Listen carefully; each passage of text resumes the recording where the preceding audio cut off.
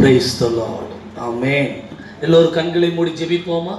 எங்களை அதிகமாய் நேசிக்கிற எங்கள் அன்பின் பரலோக பிதாவே, இந்த கடைசி நாள் கன்வென்ஷன் கூடுகையிலே என்னை கர்த்தர் வல்லமையாக நீங்க பயன்படுத்தும்படியாக நான் உம்மை நோக்கி பார்க்கிறேன் அப்பா. 2 அல்லது 3 பேர் எங்கே ஒரு மனமாய் கூடி வந்தாலும் அங்கே நானும் வருவேன், வந்து வாசம் பண்ணுவேன் என்று சொன்னவர் இன்றைக்கு இப்பொழுது எங்கள் மத்தியிலே ஏற்கனவே நீங்க வந்து விட்டபடி நான் ஸ்தோத்திரம். நீங்க ஒவ்வொருவரோடு நீங்க பேசுங்கப்பா, ஒவ்வொருவரோடு பேசுங்க ஆண்டவரே. அடியனை மறைத்து நீங்க பேச போகிறபடி நான் ஸ்தோத்திரம்.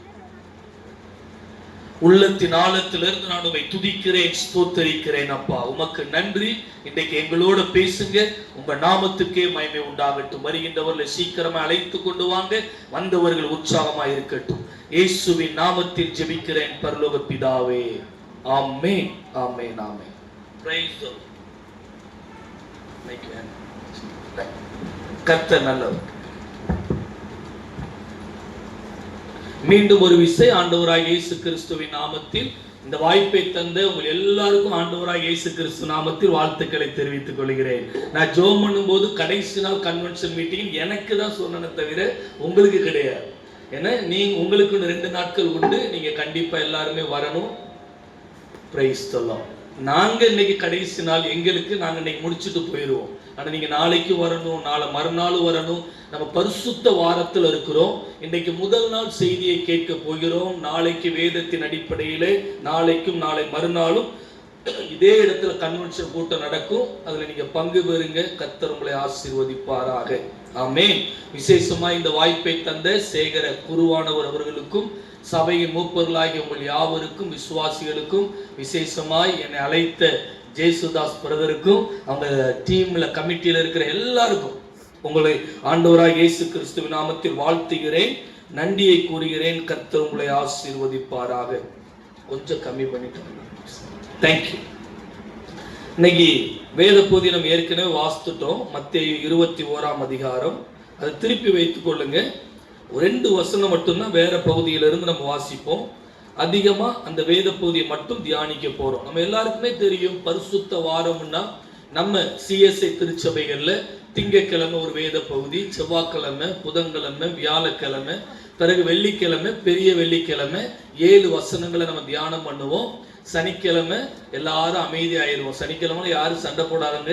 ஏன்னா சனிக்கிழமை ஏசப்பா கல்லறையில் இருக்கிற நாள், அன்னைக்கு அமைதி ஆயிடுவோம். நம்ம சபையில் இருக்கிற சிலுவையை கூட சில இடத்துல வெள்ளை துணி போட்டு மூடிடுவாங்க. நம்ம சர்ச்சில் மூடுவீங்களான்னு தெரியல. அது ஒரு பாரம்பரியம் அப்படின்னு இருந்தாலும் கூட அதுல ஒரு சத்தியம் இருக்குது. அதனால அதை குறை சொல்லக்கூடாது. அதுல இருந்து சில காரியங்களை கற்றுக்கொள்ளணும். ஞாயிற்றுக்கிழமை உயிர்த்தெழுந்த ஞாயிறு அன்னைக்கு நம்ம சபையில் எத்தனை மணிக்கு ஆராதனை உண்டோ நீங்க எல்லாரும் பங்கு பெறுங்க. கர்த்தர் உங்களை ஆசீர்வதிப்பாராக. இன்னைக்கு திங்கட்கிழமை நம்ம வேதத்தின் அடிப்படையில் இன்னைக்கு தேவாலயத்தை சுத்திகரிக்கிற அந்த அனுபவத்தை, அந்த சம்பவத்தை நாம் இன்றைக்கு தியானிக்க போகிறோம். எல்லோரும் திருப்பிக் கொள்ளுங்க. வேதம் வைத்திருக்கிறவங்க எல்லாரும் திருப்பிக் கொள்ளணும். மத்தேயு 21ஆம் அதிகாரம் 12வது வசனத்தை மறுபடியும் ஒருவர் வாசிக்கலாம்.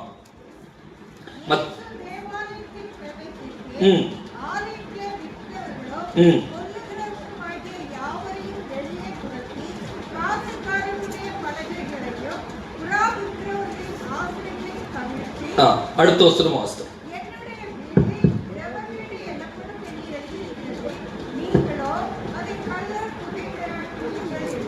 ஆமென். எல்லாரும் கவனிங்க. இயேசு கிறிஸ்து தேவாலயத்துக்கு போறார். இது 2வது தேவாலயம். நம்ம எல்லாருக்குமே தெரியும், முதல் தேவாலயத்தை கட்டினது யாரு? சாலமோன். அந்த தேவாலயத்தை நேபுகாத்நேச்சார் பாபிலோன்ல ராஜாவா இருந்தவர் அதை உடைச்சிடுறாரு, அதை அழித்து விடுகிறார். பிறகு 70 வருடம் ஏறக்குறைய தேவாலயமே கிடையாது. மக்கள் அங்கங்க அடிமைத்தனமா போயிட்டாங்க, ரொம்ப ஆராதிக்கவே இடம் இல்லை. பிறகு ஜெருபாபேல் தலைமையில தேவாலயம் கட்டப்படுகிறது. அந்த கட்டப்பட்ட தேவாலயம் மறுபடியும் கிறிஸ்துவுக்கு பின் 70வது நூற்றாண்டுல ரோமர்கள் அந்த இஸ்ரவேல் ஜனங்கள் ஆண்டு கொண்டு இருந்த போது டைட்டஸ் என்கிற ராஜா பொறுப்பா இருந்த அந்த நாட்கள்ல கிறிஸ்துவுக்கு பின் 70ஆம் நூற்றாண்டுல அதுவும் இடிக்கப்பட்டு விட்டது. ஆனா இந்த சம்பவம் அதுக்கு முன்பதாக நடந்தது. எல்லாரும் கவனிங்க. தேவ ஆலயம் உலகத்துல ஒன்னே ஒண்ணுதான். இப்போ அது கிடையாது. இப்ப இடிக்கப்பட்டு விட்டது. 3வது தேவாலயம் கட்டப்படும். அதற்கு பிறகு இயேசு வருவார். அது 2வது வருகையினுடைய அடையாளம். சிலர் என்ன நினைச்சுக்கிட்டு இருக்கீங்க, தேவாலயம் கட்டணும்னா ஒரு 3 வருஷம் 4 வருஷம் ஆகும், அதனால ஏசப்பா வர்றதுக்கு 4 வருஷம் ஆகும்னு நினைக்காதங்க. இப்பெல்லாம் டக்குன்னு எல்லாம் ரெடிமேடா இருக்குது, தூக்கி டப்பு வச்சு ஒரே நாள்ல கூட கட்டி போடுவாங்க. யாருக்கு தெரியும்? இப்போ வந்து டெக்னாலஜிக்கலி நம்ம அவ்வளவு உயர்ந்துட்டோம்.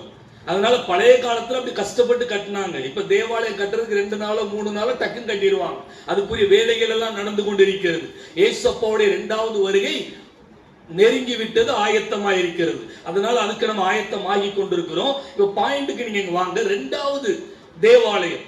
ஏசப்பா எப்பெல்லாம் எருசலேமுக்கு வந்தாங்களோ ஊழிய பாதையில, அப்பெல்லாம் எருசலேம் தேவாலயத்தை சந்தித்து போய் பார்த்து அங்கு ஜெபித்து அங்க வாய்ப்பு இருந்தா ஊழியம் செய்தார் என்பது வேதத்திலே சொல்லப்பட்டிருக்கிறது. இப்ப நேத்து தான் நம்ம பார்த்தோம், எருசலேமுக்குள்ள ஆண்டவர் ஒரு வெற்றி பவனியோடு கழுதை குட்டியின் மேல் இஸ்ரவேலின் ராஜாவாக வருகிறார்.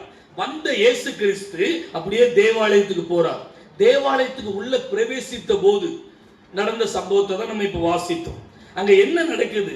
தேவ ஆலயத்துக்குள்ள விற்கிறவர்கள், வாங்குகிறவர்கள், கொள்ளுகிறவர்கள் அப்படின்னா வாங்குகிறவர்கள் யாவரையும் வெளியே துரத்தி காசுக்காரருடைய பலகைகளையும் புறா விற்கிறவர்களின் ஆசனங்களையும் கவிழ்த்து, மார்க்கு லூக்காவுல நீங்க வாசித்தீங்கன்னா ஏசப்பாவை சௌக்கிய உண்டு பண்ணி அவங்களை அடித்து துரத்தினாராம்.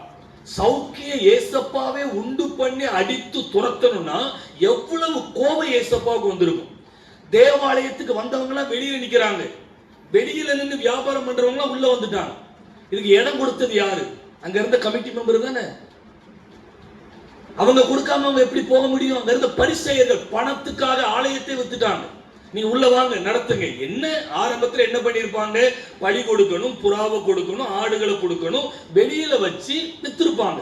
அதுதான் ஆரம்பம். ஆனா நாளடைவில் அப்படியே போய் தேவாலயம் ஃபுல்லா உள்ளுக்குள்ளே போயிட்டாங்க. இப்ப ஜெபிக்கிற மக்கள் எல்லாம் வெளியில நிக்கிறாங்க, பின்னாடி பார்க்க போறோம். ஒரு தேவாலயத்தின் நோக்கமே மாறிவிட்டது. ஏசப்பா அதை பார்த்த உடனே ஏசப்பாவால தாங்க முடியல. நீங்க நல்லா புரிந்து கொள்ளுங்க, இன்னைக்கு தேவாலயம் இல்லை. நம்ம கிறிஸ்தவர்கள் 3 வார்த்தைகளை புரிந்து கொள்ளணும். 1 தேவாலயம், 2வது ஜெப ஆலயம், 3வது திருச்சபை. ஜெபாலயம்னா என்ன? யூதர்கள் எந்தெந்த தேசத்துல போய் இருந்தாங்களோ அவர்கள் ஜெப ஆலயத்தை ஏற்படுத்தி கொண்டார்கள். அந்த எருசலேம் தேவாலயத்தை நோக்கி அவங்க ஜெபாலயத்தை கட்டி அவங்க தேவனை, யெகோவா தேவனை ஆராதித்தார்கள். கொச்சின்ல கூட ஒரு ஜெபாலயம் இருக்குது. யாராவது பார்த்திருக்கிறீங்களா? கொச்சின்ல இருக்கிற தேவாலயம், அந்த ஜெபாலயம், ரைட். அது தட்ஸ் a synagogue. அப்ப ஜெபாலயம் எல்லா இடங்கள்லயும், ஆஸ்திரேலியா, அமெரிக்கா, இந்தியாவில் மும்பையிலே இருக்குது, கொச்சின்ல இருக்குது. பல இடங்கள்ல இந்த யூதர்கள் எங்கெங்கெல்லாம் போனாங்களோ ஜெபாலயத்தை ஏற்படுத்தினார்கள். பிறகு இயேசு கிறிஸ்து வந்த பிறகு, அப்போஸ்தலர் 2ஆம் அதிகாரத்துக்கு பிறகு திருச்சபை ஆரம்பமானது. இன்னைக்கு பலருக்கு குழப்பம், எங்க சபை தான் ஃபர்ஸ்ட் சபை, எங்க சபை தான் ஃபர்ஸ்ட் சபை, சண்டை போட்டுக்கிடுறாங்க. ஒரு தடவை தூத்துக்குடியில நான் ஒரு இடத்துல போய் பிரசங்கம் பண்ணிட்டு வந்து சாப்பாடு கொடுத்தாங்க. சாப்பிட்றதுக்கு உட்கார்ந்துருந்தேன். ஒரு அம்மா என்கிட்ட நான் எல்லாத்தையும் அன்பாக தான் பேசுவேன். அடிக்க வந்தா கூட 2 அடி அடிச்சுக்கிடுங்க, உங்களுக்கு பிபி அதிகமாயிடக்கூடாது, நீங்க இங்க அடிச்சுட்டு நீங்க நார்மலா இருக்குன்னு அடிக்கலாம் இடம் கொடுத்துருவேன். அவங்க ரொம்ப கோபத்துல, அவங்க ரோமன் கேத்தலிக் பேக்ரவுண்ட்ல இருந்து வந்திருக்கிறாங்க. என்கிட்ட தம்பி, என்னதான் இருந்தாலும் சிஎஸ்ஐயோ வேற சபைகளோ கிடையாது, நாங்க தான் ஃபர்ஸ்ட் சபை அப்படின்னு என்கிட்ட வாக்குவாதம் பண்ணிட்டாங்க. நான் உடனே, அம்மா நீங்க உட்காருங்க, ஃபர்ஸ்ட் ரொம்ப கோபமா இருக்கிறீங்க, உட்காருங்கன்னு சாப்பிடும் போது பேசிக்கிட்டே இருந்தோம். உடனே அப்போஸ்தலர் 2ஆம் அதிகாரத்தை எடுத்து பார்த்துட்டு சொன்னேன், அன்னைக்கு சபை இங்க இடத்துக்கு ஆரம்பிக்கப்பட்டது. ஆரம்பித்த சபைக்கு பெயர் கொடுக்கணும்னா ஒண்ணு பெந்தேகோஸ்தே நாள்ல ஆரம்பிக்கப்பட்டதுனால பெந்தேகோஸ்தே சபைன்னு சொல்லணும், இல்லைன்னா எருசலேம்ல ஆரம்பிக்கப்பட்டதுனால எருசலேம் சபைன்னு சொல்லணும். இன்னும் போனா பேதுருவால் ஆரம்பிக்கப்பட்டதுனால பேதுரு திருச்சபைன்னு கூட சொல்லலாம் அப்படின்னு சொல்லி சில விளக்கத்தை கொடுத்தேன். ரொம்ப டீட்டெயில் அங்க சொல்ல விரும்பல. சொன்ன உடனே அந்த அம்மா அப்படியே, இதுதான் உண்மையா? அப்ப நான் இப்படிலாம் நினைச்சிட்டேன், அப்படி சொல்லி வச்சிருக்கிறாங்க. வேதம் தெரியாததுனால இன்னைக்கு ஒரு போதகரோ இல்லைன்னா சபையில ஏதோ டக்குன்னு சொல்றத நம்ம இதுதான் சரி நினைக்கிறோம். கிடையாது, நமக்கு அடிப்படை வேதம் தான். எத்தனை பேர் ஆமென் சொல்றீங்க? இயேசு கிறிஸ்து வரும்போது நியாய தீர்ப்பு நாளிலே இந்த வேதத்தின் அடிப்படையில தான் நியாயம் விசாரிப்பார். அதனால யார் என்ன சொன்னாலும் இது பைபிள்ல இருக்குதா அப்படிங்கறத நம்ம பார்க்கணும். எந்த திருச்சபையை போல, எந்த திருச்சபை மக்கள் அப்படி வசனத்துல பார்த்து வேதத்துல பார்த்தாங்களா? பெராயா திருச்சபை. ஆமென். வசனத்துல இது இருக்குதா அது பார்த்து தான் நம்பினாங்க. பவுல் பிரசங்கம் பண்ணனதே அவங்க நம்பல. வேதத்துல இருக்குதான் நம்பினாங்க. ஆனா இன்னைக்கு நம்ம தடி எடுத்தவங்களாம் தண்டல்காரன் சொல்லி யார் சொன்னாலும் நம்பிடுறோம். நம்பவே கூடாது. நல்லா புரிந்து கொள்ளுங்க. அவங்களுக்கு அதை சொன்ன பிறகு திருச்சபையை பற்றி ஒரு தெளிவு வந்தது. அதுக்கு பிறகு பிரதர் நீங்க சொல்றதுதான் கரெக்ட் அப்படின்னு வசனத்தின்படி புரிஞ்சுக்கிட்டாங்க. ஏன்னா பைபிளே தூக்கிட்டு போக மாட்டாங்க, நமக்கு தெரியும். வீட்டிலையும் பைபிள் வாசிக்க மாட்டாங்க. அவங்களுக்கு அவங்க சொல்றதுதான் சத்தியம். புரிஞ்சுக்கிட்டாங்க. எதுக்கு இதை சொல்றேன்? தேவாலயம் என்பது வேறு, ஜெபாலயம் என்பது வேறு, திருச்சபை என்பது வேறு. இந்த மூன்றையும் நம்ம புரிந்து கொள்ளணும். இப்ப தேவாலயத்துக்குள்ள பிரவேசித்த இயேசு ஆலயத்தில் விற்கிறவர்களையும் கொள்ளுகிறவர்களை யாவரையும் வெளியே துரத்தி காசுக்காரருடைய பலகைகளையும் புறா விற்கிறவர்களின் ஆசனங்களை கவிழ்த்து போட்டார். எவ்வளவு நட்டம் வந்திருக்கும் பாருங்க. எவ்வளவு நட்டம். பரவாயில்ல, பிசினஸ் பண்ண வேண்டிய இடத்துல தான் பண்ணணும். இன்னைக்கு நான் உங்ககிட்ட ஒரு ஊழியக்காரனா சொல்றேன். எங்க திருச்சபையில இந்த வட்டிக்கு பணம் கொடுப்பாங்க, ஆலய பணத்தை வட்டிக்கு கொடுப்பாங்க. எனக்கு அந்த கான்செப்டே பிடிக்கல, புரியல. சொல்லி பார்த்தேன், கேட்கல. நான் விஜயவாடா போயிட்டேன், போங்கடா நீங்களும் கர்த்தரும் அப்படின்ட்டு. அதுக்கு விளக்கம் என்னன்னா, ரொம்ப வட்டிக்கு கொடுக்க மாட்டோம், கொஞ்சம் வட்டிக்கு தான் கொடுப்போம்னு கொடுத்துக்கிட்டு இருக்காங்க. இது கொடுப்பீங்களா பிரதர்? இல்ல. ஆமா, அங்க பணமே இல்லையோ. அங்க இருக்கிற பணத்தெல்லாம் வட்டி கொடுத்துட்டு ஒரு வருஷத்துல ஒரு நாள், அந்த நாளைக்கு வட்டி யாரெல்லாம் வாங்கினாங்களோ அதெல்லாம் கொண்டு கொடுக்கணும் வட்டியோட. இது எங்க இருக்குது பைபிள்ல? எனக்கு பயமா இருக்கும் இந்த வசனத்தை வாசிக்கும் போது. எங்க சர்ச்சில் தப்பு பண்றாங்களே, அது ஒரு பிசினஸ் தானே. அப்படியா நம்ம வட்டிக்கு கொடுக்கணும்? அநியாய வட்டியினால் ஆதாயத்தினால் தன் ஆஸ்தியை பெருக பண்ணுகிறவன் தரித்திர பேரில் இறங்குகிறவனுக்காக கடன் கொடுக்கிறான். பல வசனம் இருக்குது வட்டி வாங்க கூடாதுன்னு. ஆனா சபையில வட்டி வாங்க தப்பு இல்லையோ? அப்பா, பிசினஸ் ஏசப்பா சவுக்கிய எடுத்தாருன்னு அவ்வளவுதான், ஓட வேண்டியதான். அவ்வளவு அவ்வளவு வேதனை. இன்னைக்கு நல்லா புரிந்து கொள்ளுங்க. கமிட்டி கண்டிப்பா தேவை, ட்ரெஷரர், செக்ரட்டரி எல்லாம் தேவைதான். ஏன்னா சபையை நடத்துறதுக்கு இதெல்லாம் தேவை, தப்பே கிடையாது. நம்ம சிஎஸ்ஐ சபைகள்ல எலெக்ஷன் நடக்குது இல்ல? எலெக்ஷனா பைபிள்ல செலெக்ஷனா? பைபிள்ல செலெக்ஷன் தான். அதுக்கு விளக்கம் என்ன சொல்லுவாங்கன்னா, சின்ன சபை அதனால செலெக்ஷன். இப்ப பெரிய சபை ஆயிட்டு எலெக்ஷன். சபையில ஃபர்ஸ்ட் நாள் சபையில எத்தனை பேர் வந்தாங்க தெரியுமா? பைபிள்ல எத்தனை பேர் இருந்தாங்க? 120 பேர். அதே நாள்ல எத்தனை பேர் சபையில சேர்க்கப்பட்டாங்க? 3000 பேர். அடுத்த 4ஆம் அதிகாரத்துல நீங்க பாருங்க, எத்தனை பேர் சேர்க்கப்பட்டாங்க? 5000 பேர். அடுத்த 5ஆம் அதிகாரத்துல பாருங்க, திரள் கூட்டமான ஜனங்கள், கவுண்ட் பண்ண முடியல. 5000 வரை கவுண்ட் பண்ணவங்க, அதுக்கு பிறகு கவுண்ட் பண்ண முடியல. திரளாய் மக்கள் வந்துட்டாங்க. ஏறக்குறைய 20000க்கு மேல மக்கள் இருந்தாங்க. அதுல கூட எலெக்ஷன் கிடையாது, செலெக்ஷன் தான். ஜெபம் பண்ணாங்க, செலெக்ஷன் பண்ணாங்க. இன்னைக்கு ஜெபம் இல்லாததுனால எலெக்ஷன் ஆகி போச்சு. ஜெபம் இருந்துச்சுன்னா ஆவியானவர் கால் யாரை வைக்கணும்னு சொல்லுவாரு. எதுவும் சொல்லாதங்க, நானும் நம்ம திருச்சபை சார்ந்தவன் தான். ஆவியானவர் சொல்றதை சொல்றேன், யாரையும் கஷ்டப்படுத்துறது கிடையாது. தூத்துக்குடி நாசரேத் டயசிஸ்க்காக நான் அதிகமா ஜெபம் பண்றேன் தெரியுமா? எப்போ சண்டை தான். எங்க மாமா அங்க இம்மானுவேல் வான்ஸ்டக்குன்னு யாருக்காவது அகர்வால் தெரிஞ்சு, அவங்க எங்க மாமா என்கிட்ட ஜெபக்குறிப்பு சொல்லுவாங்க. என் ஃப்ரெண்டு எமில் சிங் தூவிபுரத்தில் ஐயர்வாலா இருக்கிறாப்புல, இன்னொரு 4-5 ஐயர்வால் எனக்கு தெரியும். எல்லாம் அவங்க எனக்கு ஜெபக்குறிப்பு விஜயவாடாவுக்கு வரும். அதனால இங்க நடக்கிறதெல்லாம் தெரியும். ரொம்ப கஷ்டமா இருக்கும். சண்டை ஆலயத்துல நம்ம இருக்கவே கூடாது. அது எல்லாம் கர்த்தர் சில நேரத்துல பார்க்கிற. ஜெபம் நடக்கல, கமிட்டி போட்டுட்டாங்கன்னா சண்டை. நம்ம எல்லாரும் இருக்கிறதுனால சொல்றேன். நான் ஏரல்ல கோயில் குட்டியாரா இருந்தேங்க. அப்போ உள்ள வரும்போது ஒருத்தர் சைக்கிள்ல வருவார், கமிட்டி மெம்பர். அவர் ஒரு பையை எப்பவும் வச்சுக்கிட்டே வருவார். எங்க அயர்வால் பயந்துருவாங்க. அவர் பைக்குள்ள என்ன இருக்குன்னு நான் தான் போய் பார்க்கணும். ஏன்னா அருவாள் வந்துட்டு வெட்டிடக்கூடாதுன்னு அதுக்கு பயம். இவருக்கு வெட்டிடுவாரோன்னு பயம். அங்க உள்ள இருக்குன்னு என்னைய கொண்டு, எனக்கு ஒரு பயம் இருக்காது. ஏன்னா நம்ம யாருக்கும் ஒன்றும் செய்ய போறது கிடையாது. ஒரு பயந்து பயந்து ஊழிய செய்கிறது. கமிட்டினா சண்டை. இதெல்லாம் எதுக்கு? இதெல்லாம் இந்த வியாபாரத்துல வந்துடும். நம்ம இதை பார்க்கும்போது நாங்க சர்ச்சுக்குள்ள வியாபாரம் பண்ணல அப்படின்னு. அடுத்த பாயிண்ட்டுக்கு வாரேன். சரி, அடுத்த பாயிண்ட் சபைன்னா என்ன? கர்த்தர் இன்றைக்கு ஆலயத்தை சுத்திகரிக்க விரும்புகிறார். இந்த ஆலயம் மட்டுமல்ல, இரண்டாவது நம்ம சரீரம் தான் ஆலயம். ஆமென். நீங்களே அந்த ஆலயம். ஆண்டவர் இன்றைக்கு நம்ம ஆலயத்தை, நம்ம சரீரத்தை சுத்திகரிக்க விரும்புகிறார். இயேசுவின் நாமத்தில் கர்த்தருக்கு பிரியமில்லாத காரியம் இந்த சரீரத்தினால் செய்தோம் என்றால் தயவு செய்து இன்னைக்கு பாவரிக்கை செய்யுங்க. பாவரிக்கை செய்யுங்க. யாருமே பார்க்கல, அவங்கள பார்த்து இவங்களை பார்த்து ஒப்பிட்டு நம்ம பாவத்தில் வாழ்ந்து கொண்டிருந்தோம்னா அதற்குரிய தண்டனை உண்டு. நீதிமானே ரட்சிக்கப்படுவது அரிதானால் பாவியும் துன்மார்க்கனும் எங்கே நிற்பான்? கடைசி காலத்துல வாழ்றோம். கர்த்தர் உங்களோடு பேசுவாராக. நம்ம திருச்சபையாக கூடி வந்திருக்கிறோம். இந்த சுத்திகரிப்பின் நாள், இந்த மண்டே. ஆண்டவரே, எங்க சபை எப்படி இருக்கிறது யோசித்து பாருங்க. 13வது வசனம் பார்த்தீங்கன்னா, என்னுடைய வீடு சகல ஜனங்களுக்கும் ஜெப வீடு. அது வேதத்தில் எங்க கொடுக்கப்பட்டிருக்குது? ஜெப வீடு எனப்படும் என்று எழுதி இருக்கிறது. நீங்களோ அதை கள்ளர் குகை ஆக்கினீர்கள். எங்க எழுதி இருக்குது? ஏசாயா 56 அதிகாரம் 7வது வசனம் வாசிங்க. ஏசாயா 56:7. நான் என் பரிசுத்த பர்வதத்துக்கு வந்து என் ஜெப வீட்டிலே அவர்களை மகிழப்படுத்துவேன். அவர்களுடைய சர்வாங்க தகனங்களும் அவர்களுடைய பலிகளும் என் பலிபீடத்தின் மேல் அங்கீகரிக்கப்பட்டிருக்கும்.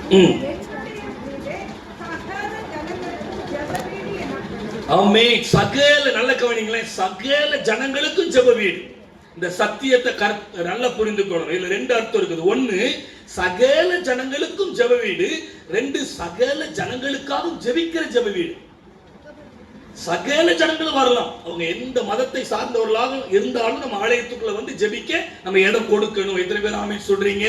நம்ம கொடுக்கிறோம், அதை கொடுக்கணும். நம்ம சிஎஸ்ஐ சபைகள் அந்த வழக்கம் உண்டு. ஏன் தெரியுமா? ஆலயம் எப்பவுமே திறந்தே இருக்கும். நைட்டு தான் பூட்டுவாங்க, 9:10 மணிக்கு தான். ஏன்னா யாரும் வரலாம், வந்து உள்ள போய் ஜெபிக்கலாம். அந்த ஒரு வழக்கம் உண்டு. அது நல்லது. கர்த்தர் அந்த பாடத்தை கற்றுக் கொடுத்திருக்கிறார், நாம் அதை செய்கிறோம். கர்த்தருடைய நாமத்துக்கே மகிமை உண்டாவதாக. ஆனா 2வது பாயிண்ட், சகல ஜனங்களுக்காக ஜெபிக்கிற ஜெப வீடு. அங்க கொஞ்சம் தப்பு நடக்கு, அங்க குறைச்சல் இருக்கு. எங்க டெய்லி ஜெபம் நடக்கிறது இல்ல. பல திருச்சபைகள் அப்படியே திறந்தே இருக்கும், ஆனா ஜெபமே இருக்காது. யாரோ வந்துட்டு அப்படியே நின்று முழங்கால் போட்டு ஜெபம் பண்ணிட்டு போவாங்க. நம்ம திருச்சபையில உள்ளவங்க ஏன் தினமும் ஜெபிக்க கூடாது? அவ்வளவு பிஸி ஆயிட்டோம். ஓகே, பிஸி ஆனவங்கள விட்டுருங்க. வீட்டுல சோர்வா இருக்கிறீங்கல்ல, வீட்டுல வியாதியில இருக்கிறீங்கல்ல, வீட்டுல வேலை இல்லாம இருக்கிறீங்கல்ல, நமக்கு என்ன வேலை? வந்துட வேண்டிதானே. ஒரு மணி நேரம் நம்ம ஆலயத்துக்குள்ள டெய்லியும் ஜெபிக்க கூடாது? சகல ஜனங்களுக்காக. நேற்று நம்ம ஜெபம் பண்ண யுத்தத்துல எத்தனை பேர் பாதிக்கப்பட்டிருக்கிறாங்க. பேசி பேசி ஒண்ணு நடக்காது. முழங்கால போட்டுருவோம். முழங்கால போட்டு ஆண்டவரே பாருங்க, ஒரு தேவதூதன் அனுப்புனா ஆண்டவர் யார்கிட்ட பேசணுமோ பேசிட மாட்டாரா? ஏன் அந்த விசுவாசம் எங்க போச்சு? நம்ம சபை ஞாயிற்றுக்கிழமை மட்டும்தான் திறக்கப்படுகிறதான்னு எனக்கு தெரியல. 6 நாள் என்ன நடக்குது திருச்சபையில? அதைத்தான் ஆண்டவர் என்கிட்ட சொன்னார். டெய்லி சர்ச்சில் ஜெபம் நடக்கணும். நீ விஜயவாடாவில் இருந்தீன்னா நீ சபையின் மக்களோட 4 பேரோ 5 பேரோ 7 பேரோ 8 பேரோ நீ அவங்களோட போய் முழங்கால நில்லு. நீ வந்து ஏதோ வேலை இருக்குன்னு வீட்டுல இருக்காத. உடனே ஓடிடுவேன். கரெக்டா டைமுக்கு நான் போயிடுவேன். எதுக்கு தெரியுமா? நான் முன்மாதிரியா இருக்கணும். டயர்டா இருக்கிறேன், தூங்குறேன் அப்படிலாம் கிடையாது. அங்க போய் ஜெபம் பண்ணிட்டு வந்து மதியம் தான் ரெஸ்ட். 2 மணிக்கு எதுக்கு? நம்ம சபை ஜெபிக்கிற சபை. அநேகருக்காக ஜெபம் பண்றோம். அற்புதத்துக்கு மேல அற்புதம். ஜெபிக்கிற சபை எங்க இருக்கிறதோ அங்க அற்புதங்கள் தானாகவே நடக்கும். கரங்களை உயர்த்தி ஆண்டவருக்கு நன்றி சொல்லுங்க. ஜெபத்தின் வல்லமை இங்க இருக்கிற பலரும் பல தடவை உணர்ந்திருக்கிறீங்க. ஆனா சில நேரங்கள்ல ஜெபிக்காம நீங்க அப்படியே சோர்ந்து போய் இருக்கிறீங்க. நீங்க கர்த்தர் உங்களோடு பேசுகிறார். இந்த ஜெப வீட்டுக்கு வாங்க. அன்னாள் என்கிற ஒரு மகள் 25 வருஷம் அவளுக்கு குழந்தை இல்ல, தெரியுமா? 1 சாமுவேல் 1 அதிகாரத்துல இருக்குது. அன்னாளுக்கு எத்தனை வருஷம் குழந்தை இல்ல? 25 வருஷம். வசனத்திலே இருக்குது. 25 வருஷம் குழந்தை இல்லாத அந்த அன்னாள் ஆண்டவருடைய சமூகத்தில் அழுத உடனே கர்த்தர் அடுத்த வருடமே ஆண் மகனை கொடுத்தார். அதே 10வது மாதத்தில் ஒரு உற்பத்தி கால கட்டத்திலே எது ஆலயத்தில் வந்து கண்ணீர் வடிச்சாங்க. மனுஷங்கிட்ட போகல, டாக்டர் கிட்ட போகல, ஐவிஎஃப்க்கு போகல. சிலருக்குலாம் பணம் இருக்குன்னு சொல்லி அந்த சரீரத்தை என்ன பாடுபடுத்துறீங்க? ஐவிஎஃப்க்கு போறது, அங்க போறது, இங்க போறது, டாக்டர் எல்லா டாக்டர்கிட்டையும் போறது. கடைசியில் சரீரத்தில் ஒரு பலன் இருக்காது. கற்பப்பை கூட சேதாரமாயிரும். சேதாரமான பிறகு ஊழியக்கார்ட்ட வந்து ஐயா ஜெபம் பண்ணுங்க. எல்லா இடத்துக்கும் போயிட்டோம். அதை ஃபர்ஸ்டே அங்க போய் அது ஊழியக்கார்ட்ட ஜெபம் பண்ணா ஆண்டவர் அற்புதம் செஞ்சு ஒரு நார்த் இந்தியாவில் ஒரு நல்ல சர்ச் பில்டிங்காவது கட்டி கொடுத்துருக்கலாம். அந்த 5 லட்சம் ரூபாய் அது ரட்சிக்கப்படாத டாக்டர்லாம் ஒன்று கொடுத்துருது. ஐயா டாக்டர் 1 லட்சம் 2 லட்சம். சிலர்லாம் எங்க சர்ச்சில் சொல்ல மாட்டாங்க. எங்கேயாவது மீட்டிங் போகும்போது சொல்லுவாங்க, நான் ஆஸ்பத்திரியில் அட்மிட் ஆகி 8 லட்சம் ரூபாய் செலவு பண்ணினேன், இப்பொழுது சுகமாய் வந்திருக்கிறேன். இது எதுக்கு 8 லட்சம்? நான் சொல்றது எத்தனை பேருக்கு புரியுது? எங்க ஆண்டோடைய கிருபையினால சொல்றேன். எங்க சபையில நான் பண்ற ஜெபம் யாருக்குமே பெரிய இந்த மாதிரி செலவே வரக்கூடாது. டாக்டரே ஆச்சரியப்படுறவங்களுக்கு அற்புதம் நடக்குது. 8 லட்சம் செலவு மட்டும் இல்ல, உடம்பே போயிரும். நல்ல ஜெபம் பண்ணுங்க. நம்ம ஆலயம் இது எனக்கு தெரிஞ்ச இந்த ஆலயத்துல 24 மணி நேரம் ஜெபம் பண்ண நடந்தா எல்லாம் நல்லா இருக்கும். இவ்வளவு நல்லது தெரியுமா? அதான் நாங்களும் செய்ய போறோம். சொந்த ஆலயம் மட்டும் எங்களுக்கு வந்துட்டுனா இப்பவே நாங்க அதிகமா பண்றோம். 24 மணி நேரம் சர்ச்சு திறந்தே இருக்கு. உங்களுக்கு சொன்னேன், இந்த ஆலயத்தை தீர்மானம் எடுங்க. அட்லீஸ்ட் 24 மணி நேரம் இல்லைன்னா ஒரு 7 மணி நேரத்தில் ஆரம்பிங்க. 7 பேர் வாங்க, எல்லாம் டீமா வாங்க. டெய்லி சபை ஒரு நாள் கூட ஜெபம் இல்லாம பூட்டி கிடக்க கூடாது. உங்களோட ஆண்டவர் பேசுவாராக. கமிட்டி மெம்பர்ஸோட ஆண்டவர் பேசுவாராக. என்னுடைய வீடு சகல ஜனங்களுக்கும் ஜெப வீடு. எத்தனை பேர் ஆமீன் சொல்றீங்க? ஒரு ஆமீன் சொல்லிருங்க பாப்போம். இன்னைக்கு ஆண்டவர் உங்களோடு பேசுவாராக. அதுதாங்க சபையினுடைய நோக்கம். பணத்தை வட்டிக்கு கொடுக்கிறது, உள்ள எலெக்ஷன் நடத்துறது, உள்ள சண்டை போடுறது, நீங்க வெளியில வாங்க பார்த்துக்கிடுவோம். எதுக்கு இந்த பேச்செல்லாம்? வெளியில வாங்கன்னு பார்த்துக்கிடுவோம். பாதி பேரை காணாம போயிட்டாங்க. ஆண்டவரே ஸ்தோத்திரம். இன்னைக்கு ஆண்டவர் ஃபர்ஸ்ட் என்ன அப்படின்னா, என்னுடைய வீடு சகல ஜனங்களுக்கும் ஜெப வீடு. முதலாவது ஜெப வீடு. இரண்டாவது பாருங்க, அடுத்த 14வது வசனத்தை வாசி. அப்பொழுது குருடரும் சப்பானிகளும் தேவாலயத்திலே அவரிடத்திற்கு வந்தார்கள், அவர்களை சொஸ்தமாக்கினார். எப்பொழுது வந்தார்கள்? ஏசப்பா சவுக்கே எடுத்துக்கோ, எல்லாரையும் அடிச்சு வெளியே போ, மரியாதையே கொடுக்கல. ஏசப்பாவோட எல்லாம் வயசுல மூத்தவங்க தான், ஒருத்தருக்கு மரியாதை கிடையாது. தேவாலயத்தை தீட்டுப்படுத்துற உனக்கு என்னடா மரியாதை, போ வெளியில. ஆண்டவர் எல்லாரையும் விரட்டி அடிச்சார், ஒரு பயம் கிடையாது. அவரை உள்ள விட்டது யாரு? ஃபர்ஸ்ட் உள்ள விட்டது யாரு? ஜெபாலய தலைவர். உள்ள விட்டது யாரு? பரிசேயர்கள். உள்ள விட்டது யாரு? சதுசேயர்கள். பணத்தை வாங்கிட்டு, கமிஷன் வாங்கிட்டு உள்ள விட்டுட்டாங்க. நீங்க இதை யூஸ் பண்ணிக்கிடுங்க. எவ்வளவு வேதனை. ஆண்டவர் எல்லாரையும் அடிச்சு விரட்டினாரு. அந்த ஆலயத்துக்கு வந்தவங்கள வெளியில நிக்கிறாங்க. வசனம் தெளிவா சொல்லுது, அப்பொழுது அவங்க எல்லாரையும் இயேசு கிறிஸ்து விரட்டி வெளியில அடித்த பொழுது குருடரும் சப்பானிகளும் தேவாலயத்திலே இயேசுவினிடத்திலே வந்தார்கள். இயேசு அவர்களை சுத்தமாக்கினார். கரங்களை உயர்த்தி ஆண்டவருக்கு நன்றி சொல்லுங்க. இப்போ ஒரு ரகசியத்தை சொல்லட்டுமா?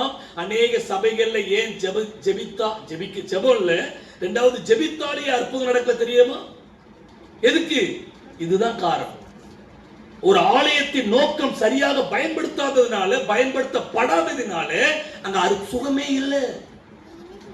ஒரு மாசத்துல 2 மாசத்துல ஒரு இடையில ஒரு போதகத்தை பேசும்போது ஒரு 4-5 தடவை அவரை கூப்பிட்டேன். எப்போ கூப்பிட்டாலும் நான் அடக்காராதல இருக்கிறேன், அடக்காராதல இருக்கேன். 5 தடவை கூப்பிடும் போது அடக்காராதன். இது என்ன ஊழியம் பாஸ்டர்? எப்ப பார்த்து அடக்காராதன ஊழியமா அப்படின்னு சத்தம் போட்டேன். அன்பாதான் அவர் அதுக்கு பேர் புரிஞ்சுக்கிட்டார். அவர் சில விளக்கம் கொடுத்தேன். இனிமே அப்படி அது ஒரு ஆவி, அந்த இயேசுவின் நாமத்துல அதட்டி ஜெபம் பண்ணுங்கன்னா அதுக்கு பிறகு அங்க ரொம்ப நாள் அடக்காராதனே நடக்கல. ஒரு ஆமீன் சொல்லுங்களேன். ஆமீன். அது ஒரு ஊழியமா? எப்ப பாரு அடக்காராதன். அது ஒரு சிலருக்கு நான் அடக்காராதனைக்கு போறேன். செத்தவங்களை வாலிய பிள்ளைகளை எழுப்பிடணும். ஆமீன் சொல்லுங்களேன். வயசானவங்களை அனுப்பிடுவோம். 85 வயசு 90 வயசு தாண்டினா அவங்க போறதுல தப்பு இல்லை. அது அவங்க போறது பரலோகத்துக்கு தான் போவாங்க. எத்தனை பேர் ஆமீன் சொல்றீங்க? இங்க இருந்தாலும் நமக்கு கஷ்டம். ஒரு நாள் எங்க பாட்டி, நான் ரட்சிக்கப்பட்ட புதுசுல ஆண்டவருடைய ஊழியத்துக்கு வரும்போது, அப்போ நல்லா நான் எங்க போனாலும் அற்புதம் நல்லா நடந்துச்சு. பண்ணவள ஒரு கிராமத்துல தான் இருந்தேன். இந்துக்கள் என்ன ஜெபிக்க கூப்பிடுவாங்க, யாரு கூப்பிட்டாலும் ஜெபம்னா அற்புதம் நடந்துடும். எங்க பாட்டிக்கு இந்த செய்தி போயிட்டு ரட்சிக்கப்பட்டு ஒரு 6-7 மாசம் தான் இருக்கும். எங்க பாட்டி ரொம்ப சிக்கு. அப்போ ஒரு 90 வயசு இருக்கு எங்க பாட்டிக்கு, 90 வயசுக்கு மேல. எங்க பாட்டிக்கு 89 வயசு இருக்கும்போது ஒரு நாள் விளையாட்டை கேட்டேன், பாட்டி உங்களுக்கு எத்தனை வயசு பாட்டின்னா, எனக்கு ஒரு 26 இருக்குமாயா. நம்ம ஊர் பாட்டிமார்களுக்கெல்லாம் வயசே சொல்ல மாட்டாங்க. 26 இருக்குமா? இல்லை, நீங்க இன்னொரு 10 குறைச்சிக்கிடுங்க பாட்டி, உங்களுக்கு 16 தான் அப்படின்னு திருச்சிக்கிட்டே 16 தானாயா அப்படின்னு. அப்பவும் ஒரு வெக்கம் இல்லை. அப்ப என்ன ஆகி போச்சு, 89 வயசு 90 வயசு தாண்டி போச்சு. உடனே என் பாட்டி என்கிட்ட சொன்ன ஒரு காரியம் என்ன தெரியுமா? ஜெபசீலன், நீ அங்கங்க ஜெபம் பண்ற, நல்ல அற்புதம் நடக்குன்னு சொல்றாங்க பேரா. எனக்கு நீ ஒரு ஜெபம் பண்ணணும். நான் பாட்டி செத்தா கண்டிப்பா பரலோகத்துக்கு போயிடுவேன். ஆனா நீ பாட்டியை பாரு, இத்தனை பிள்ளைகளை பெற்ற எங்க பாட்டிக்கு எனக்கே எத்தனை பிள்ளைங்கன்னு தெரியல. அத்தனை பிள்ளைங்கன்னு பாருங்களேன், 13 நினைக்கிறேன். 13 பிள்ளைங்க, பெரிய குடும்பம். சொத்து கத்தெல்லாம் போட்டுட்டு போயிட்டான்னு சொத்து கிடக்குது. அந்த சொத்தை வித்து பிரிக்க முடியல. நான் ஆளை விட்டா போதும், விஜயவாடால செட்டில் ஆயிட்டேன் அப்படின்ட்டு என்னை அடிக்கடி கூப்பிடுவாங்க. எத்தனையோ ஏக்கர் கிடக்குதான், எங்க கிடக்குது? 13 பிள்ளைங்க இருந்து யாரும் எங்க பாட்டியை பார்க்கல. எங்க அப்பா வேற நல்ல குடியாரரு, நல்லா இருந்து எங்க பாட்டியை ஒரு நாள் குடிச்சிட்டு வந்துட்டு ஊர்ல சண்டை போடும்போது எங்க பாட்டி ஐயா சண்டை போடாதுன்னு பக்கத்துல போய் வழக்கு பிடிச்ச ஒரே தள்ளி விட்டு அப்ப விழுந்து காலும் நடக்க முடியாம போயிடுச்சு. எங்க அப்பா ஒன்றும் நன்மையும் செய்யாம தீமை செஞ்சுட்டாங்க. இப்ப அந்த சாகுற நேரத்துல என்ன ஆகி போச்சுன்னா எல்லாம் பெட்ல போயிட்டு. உடனே பாட்டி சொன்னாங்க, ஒன்னும் தப்பா நினைக்காதையா, ஏசப்பா மேல கோவப்பட மாட்டாங்க, பாட்டி சாகணும் ஜோமன். எனக்கு கொஞ்சம் கஷ்டமா தான் இருந்துச்சு. ஆனா பாட்டி படுற பாடெல்லாம் பார்த்துட்டு நீ கண்டிப்பா ஜோமன், அங்கங்க அற்புதம் நடக்குங்கிறாங்க. பாட்டிக்கு இதுதான் பெரிய அற்புதம். நான் கண்டிப்பா பரலோகத்துக்கு போயிடுவேன், உனக்கு தெரியும்ல, நான் நல்லா ஜோம் பண்ணுவேன்ல, ஜோம் பண்ணு. தலையில கை வச்சேன், பயப்படாதுன்னு தலையில கை வச்சு, ஏசப்பா இவ்வளோ அற்புதம் பண்றீங்க, பாட்டி இவ்வளோ கஷ்டப்படக்கூடாது, யாரும் பார்க்கற முடியல, நானும் பார்க்க முடியாது, அதனால பரலோகத்துக்கு எடுத்துக்கிடுங்க. அடுத்த நாளைக்கு மண்டையை போட்டாங்க. நான் பரலோகத்துக்கு போனால் எங்கள் பாட்டி என்னை பார்க்கறே காத்துக்கிட்டு இருப்பாங்க, வாயா வாயா என் பேரப்பில்ல, சீக்கிரமா என்னை அனுப்பி வச்சுட்டே அப்படின்னு. இது மட்டும் இல்ல, இன்னொரு குடும்பத்திலே அப்படித்தான். அதை சொல்றதுனால நீங்க இது ஒரு ஜெபம் தானே. எத்தனை பேர் ஆமேன்னு சொல்றீங்க? வயசானவங்களை ரொம்ப பாடுபடாம இருக்கிறதுக்கு ஆண்டவர் அதையும் அற்புதம் செய்வார், அது தப்பு கிடையாது. ஆனால் நாங்க என்ன ஜெபம் பண்றோம்? வாலிபர்களை எழுப்பணும். இயேசுவும் உயிரோடு எழுப்புனது வாலிபர்கள் தான். எலிஷா எழுப்புனது வாலிபர்கள் தான். அது சீக்கிரமாய் விஜயவாடாவோட நடக்கும். அதுக்காக தான் 4 வருஷமா ஜெபம் பண்ணிக்கிட்டு இருக்கிறோம். முந்தா நேத்து ஒரு சாட்சியை சொன்ன டாக்டர் 3 நாள்ல செத்துருவான்னு சொன்னாரு. அந்த பையனை உயிரோட இன்னைக்கு உயிரோட இருக்கிறான். அவன் செத்தாலும் கூட அவனை எழுப்பிடுவோம்.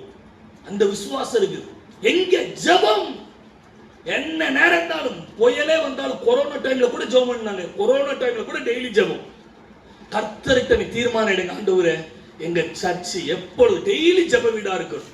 இருக்கிறவங்க அங்கங்க ஃப்ரீயா மனுஷங்களை பார்க்காதங்க. அவங்க சொல்றாங்க, இவங்க சொல்றாங்க, நீங்க வாங்க.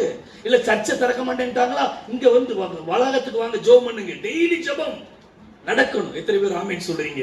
சொல்லும் போதே நல்லா இருக்குல்ல? எவ்வளவு குடும்பத்துல ஜெபம் இல்லாம ஏன் இவ்வளவு கஷ்டப்படுறீங்க?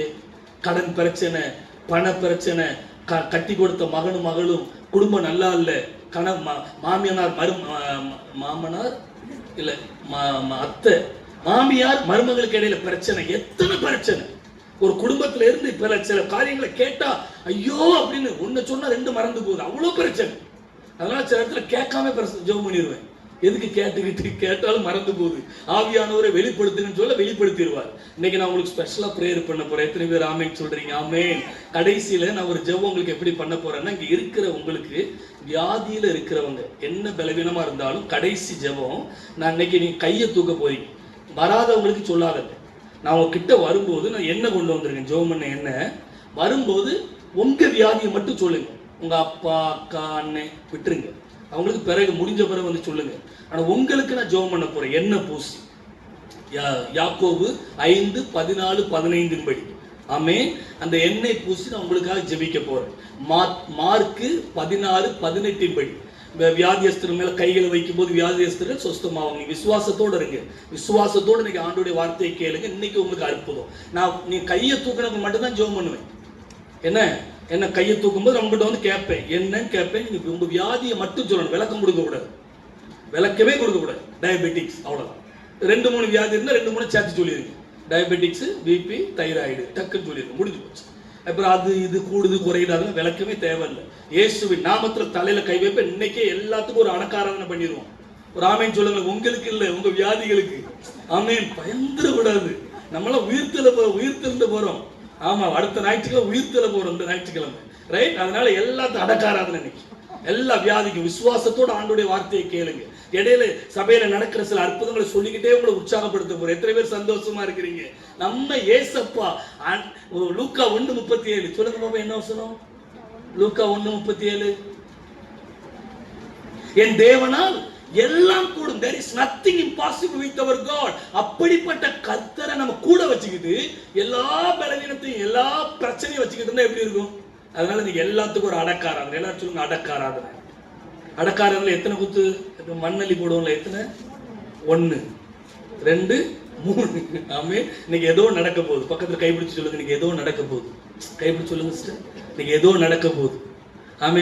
சொல்லிட்டீங்களா? எல்லாரும் சொல்லிட்டீங்களா? சொன்னவங்களெல்லாம் தொட்டுருங்க. இன்னைக்கு சொன்னவங்களெல்லாம் அன்னைக்கு இயேசுவின் நாமத்துல விடுதலை. ஆமென் சொல்லுங்க. ஆமென். நான் விசுவாசத்தோடு சொல்றேங்க. நான் எதை இன்னைக்கு எழுதல, எதையும் எழுதி வைக்கல.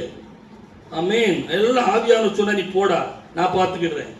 10,000க்கு மேல பிரசங்கம் பண்ண உனக்கு இந்த ஒரு பிரசங்கம் பண்ண முடியாதப்போ அப்படின்னு ஆண்டவர் அனுப்பிவிட்டார். காலையில இருந்து நானும் என் பிள்ளைகளும் அங்கங்க சில ஹவுஸ் விசிட் பண்ண ஜபத்துக்காக. அப்புறம் அப்படியே பீச் பக்கம் போயிட்டு வந்தோம். பீச் பக்கம் போயிட்டு அப்புறம் ஷாப்பிங் பண்ணணும். சரவணா ஸ்டோர்ஸ்ல போய் அப்படியே ஷாப்பிங் பண்ணிட்டு அப்படியே ஃபுல்லா ஜபம் தான். என்ன பாஸ்டர் சொல்ல சுத்திக்கிட்டு ஜெபம் அப்படின்னா இப்ப ஆண்டவர் ஜெபத்துல உருவாக்கிட்டாரு. டிரைவ் பண்ணிக்கிட்டே பிரசங்கத்தை ப்ரிப்பேர் பண்ணிடுறேன். ஒரு ஆமீன் சொல்லுங்களேன். ஆமீன். கர்த்தர் நீ போ, நான் பேசுறேன். அதான் பேசிக்கிட்டு இருக்கிறேன். This is the prophetical message. Whatever I am sharing today, it's not from me, from the Holy Spirit. God is going to do something greater in your life today. Amen. Believe பண்ணுங்க. That will happen in your life. இன்னைக்கு நடக்க போகுது. எத்தனை பேர் ஆமென் சொல்றீங்க? ஆமென். இங்க இரண்டாவது வார்த்தையை பாருங்களேன். குருடரும் சப்பானிகளும் தேவாலயத்தில் அவரிடத்தில் வந்தார்கள். இங்க 2-3 எழுதல. செவிடர்கள், வேற யாரு? முடவர்கள், எத்தனை பேர்? ஆனா பொதுவா எழுதி இருக்கிறார் மத்தேயு. வந்தவங்க எல்லாருக்கும் சுகம். எல்லாரும் சோமா. போன வாரத்துலங்க நம்ம அவங்களுக்கு சொந்த ஊர் எங்கன்னா 4 மாவடி பக்கம் ஆலடி விலைன்னு, அந்த பிரதர் பேர் ஆல்வின். எங்க சபைக்கு அங்கதான் வேலை ஆட்டோமொபைல் ஷாப் வச்சிருக்கிறாங்க. திடீர்னு அண்ணனுக்கு காது அடைச்சிக்கிட்டு 2 காதும் கேட்கல, ரொம்ப கஷ்டப்பட்டாங்க. உடனே அண்ணன் எப்பவுமே சில ஜெப குறிப்புகளை ஓப்பனா சொல்ல மாட்டாங்க. நானா கேட்டு அண்ணா ஆண்டவர் இப்படி வெளிப்படுத்துறாருன்னா, ஆமா அண்ணா உங்ககிட்ட எப்படி உங்களை கஷ்டப்படுத்தணும்னு சொல்லலன்னா சொல்லுங்கன்னா, அதுக்காக தானே எங்களை ஊழியக்காரரா வச்சிருக்கிறாரு. இப்ப காது 2 கேட்கலையா, சொல்லிதானே ஆகணும் சொன்னாங்க. உடனே 2 காதுலையும் கையை வச்சேன், ஜோம் பண்ணிட்டு இந்த வாரத்துக்குள்ள எல்லாம் இயேசு நாமத்துல சரியாயிரும் சொல்லி ஜோம் பண்ணிட்டு நாங்க வந்துட்டு அவங்க போன வாரம் சாட்சி சர்ச்சில் சொன்னாங்களாம். நான் தூவிபுரத்துக்கு போயிட்டேன், அங்க சர்ச்சில் சாட்சி சொல்லி இருக்கிறாங்க. 2 காதும் ஆபரேஷன் பண்ணணும், அதை பண்ணணும், என்னென்னமோ சொன்னாங்களாம். ஒன்னும் பண்ணல, 2 காதும் அப்படியே திறந்துட்டு. எப்பத்தான் ஒரு வார்த்தை சொன்னா காது திறந்துடும். ஒரு ஆமீன் சொல்லுங்களேன்.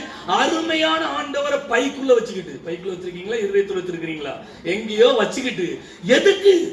நம்ம பணம் வீணா கூடாதுங்க. நான் சொல்றேன், ஏன் ஊழியத்துக்கு தாங்கன்னு சொல்லல. ஐஎம்எஸ் இருக்குது, எஃப்எம்பிபி இருக்குது, இன்னும் என்ன இருக்குது, விஸ்வவாணி இருக்குது, இன்னும் பிளெஸிங் யூத் மிஷன் இருக்குது, எத்தனையோ மிஷனரி ஸ்தாபனங்கள். வருஷத்துக்கு ஒருக்காவது எங்க குடும்பத்தின் சார்பாக குஜராத்ல, மத்திய பிரதேசத்துல, உத்தரப்பிரதேசத்துல ஒரு சர்ச்சு கட்டி கொடுப்பேன் தீர்மானம் எடுங்க. உங்களுக்கு வீண் செலவே வராதுங்க. நான் அடிச்சு சொல்றேன், ஊழியக்காரனா சொல்றேன். அதை விட்டுட்டு 10 லட்சம் 15 லட்சம் செலவெல்லாம் கோர்ட்டுக்கு போய்கிட்டு இருக்கிறீங்க. கோர்ட்ல போய் பணத்தை வீணாக்குறீங்க. ஏசப்பா என்ன சொன்னா தெரியுமா? கோர்ட்டுக்கு போகவே கூடாது. போனா ஒரு காசு கொடுத்து தீர் மட்டும் அவங்க உங்களை விட மாட்டாங்களாம். அதுதான் கோர்ட்டு. ஆனா நம்ம இங்க சட்ட புத்தகத்தை நம்ம கையில வச்சுக்கிட்டு, என்ன இதான் சட்ட புத்தகம், ஒரு ஆமீன் சொல்லுங்களேன். சட்ட புத்தகம் கையில இருக்குது, இதுக்கு கீழ்ப்படியாம நம்ம கோர்ட்ல போய் பணத்தை வீணாக்குறோம். இன்னைக்கு என்னென்னமோ நான் சொல்ல போறேன் தெரியல. யாருக்காவது இது எல்லாம் தீர்க்க தரிசன வார்த்தை தான். ஏதாவது கோர்ட்ல கேஸ் போய்கிட்டு இருந்துச்சுன்னா, என்ன கேஸா இருந்தாலும் நான் உங்க பிள்ளையா கேட்கிறேன், உங்க தம்பியா கேட்கிறேன், சின்ன பிள்ளைங்களா இருந்தா அண்ணனா கேட்கிறேன், தயவு செய்து வாபஸ் வாங்குங்க. வேண்டாம், டிவோர்ஸ் வழக்கெல்லாம் வேண்டாம். என்கிட்ட வாங்க, நான் உங்களுக்கு கவுன்சிலிங் கொடுத்து ஜோம் பண்றேன். 3 நாள் இல்ல 3 மாசம் சரியாயிரும். எத்தனை குடும்பத்தை சேர்த்து வச்சிருக்கேன் தெரியுமா? நாள்ல செபத்தினால ஆண்டவர். எதுக்கு இந்த மாமியார் மருமக பிரச்சனை? எங்க வீட்டுல இந்த பிரச்சனை வந்துச்சு. ஏன்னா என் மனைவி மலையாளி, கொஞ்சம் தான் தமிழ் தெரியும். எங்க அம்மா பக்கா தமிழ், அது தூத்துக்குடி தமிழ். அதை தவிர ஒண்ணும் தெரியாது. என்ன படிக்கவா செஞ்சாங்க, ஸ்கூலுக்கே போனது கிடையாது. ஆரம்பத்தில் கல்யாணம் பண்ண பிறகு என் பாப்பா பிறந்தா. ஒரு நாள் எங்க அம்மா பாப்பாவை, எங்கம்மா எப்படி இருக்கிறா, பாப்பாவை அமர்த்திட்டியாமா அப்படின்னு எங்க அம்மா பாசத்துல, நம்ம தூத்துக்குடியில அமர்த்திட்டியான பால் கொடுத்துட்டியான்னு அர்த்தம், அப்படிதானே? எல்லாருக்கும் அமர்த்திட்டியான பால் கொடுத்துட்டியான்னு, மலையாளத்துல அமர்த்திட்டியான அமுக்கி கொள்றதான். எங்க உடனே நான் அப்ப நாகாலாந்துல ஊழியத்துல இருக்கிறேன். எங்க அம்மா அங்க எங்க மனைவி அங்க போனு. அதுலவே எங்க இந்த எரியிற விளக்குல எண்ணெயை ஊத்துறதுக்கு எங்க மனைவி கூட அப்ப இருந்தது எங்க அண்ணி. அவங்களும் கேரளா, திருவனந்தபுரம். அது எப்படி உங்க அத்தை அப்படி கேட்கலாம்? 1 2 எப்பவுமே இப்படியே தான் கேட்கறாங்க. உங்க மேல பாசமே இல்லைன்னு எரியிற விளக்குல எண்ணெயை ஊத்துறதுக்கு அங்க ஒரு மலையாளி. இந்த 2 மலையாளி சேர்த்துட்டு எனக்கு நாகாலாந்துக்கு போன் வருது. நாகாலாந்துல இருந்து, என்னம்மா என்னாச்சு, உங்க அம்மா இப்படி பேசிட்டாங்களே. எங்க அம்மாவுக்கு பேசவே தெரியாது, என்னம்மா சொன்னாங்க. நான் எங்க அம்மா சொன்ன உடனே கோவப்பட மாட்டேன், நடந்ததை சொல்லு. நான் பிள்ளை அமர்த்துவேனா, அமர்த்திட்டியான்னு கேட்கறாங்க. பிள்ளை 2 வருஷம் கழிச்சு ஆண்டவர் தந்த பிள்ளை எப்படி அமர்த்துவேன்? அம்மா அமர்த்திட்டியானா பால் கொடுத்துட்டியான்னு அர்த்தம். அது அப்படி கேட்க வேண்டியதானே? எங்க அம்மாவுக்கு அப்படி கேட்க தெரியாதுமா, எங்க அம்மா இப்படித்தான் பேசுவாங்க. இல்ல உங்க அம்மாவுக்கு இருந்தாலும் பேச தெரியல. பார்த்தேன் 2 3 பிரச்சனை இப்படி வந்துச்சு. 2 பேரும் பேசக்கூடாது. கர்த்தர் தந்த ஞானம், உண்மையில சொல்றாங்க. 2 பேரும் 8 வருஷமா பேசல, 8 9 வருஷம் ஆயிட்டு. 2 பேரும் பேசக்கூடாது. 2 பேர் மத்தியில் நான் இருக்கிறேன். பேசணும்னு என்கிட்ட சொல்லுங்க, நல்லா இருக்கீங்க என்கிட்ட கேளுங்க, நான் பேசி சொல்லிக்கிறேன். ஒரு 8 9 வருஷம். இப்போ ஒரு போன வருஷம் தான் டிசம்பர் மாசம் இடையில அப்பப்போ லைட்டா பேசினாங்க.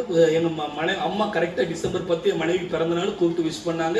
உங்க அம்மா என்னை கூப்பிட்டு விஷ் பண்ணாங்க அப்படின்னு ரொம்ப சந்தோஷப்பட்டாப்புல. ரொம்ப சமாதானம் ஆக்கிட்டேங்க. ஒரு வார்த்தை தான், 2 பேரும் பேசக்கூடாது. ஜெபம். எத்தனை பேர் நான் சொல்றது புரியுது? இது நீங்க எப்படி சொல்லலாம்ல, அப்படி சொன்னதுனால நான் சமாதானமா ஊழியம் செய்ய முடிஞ்சு.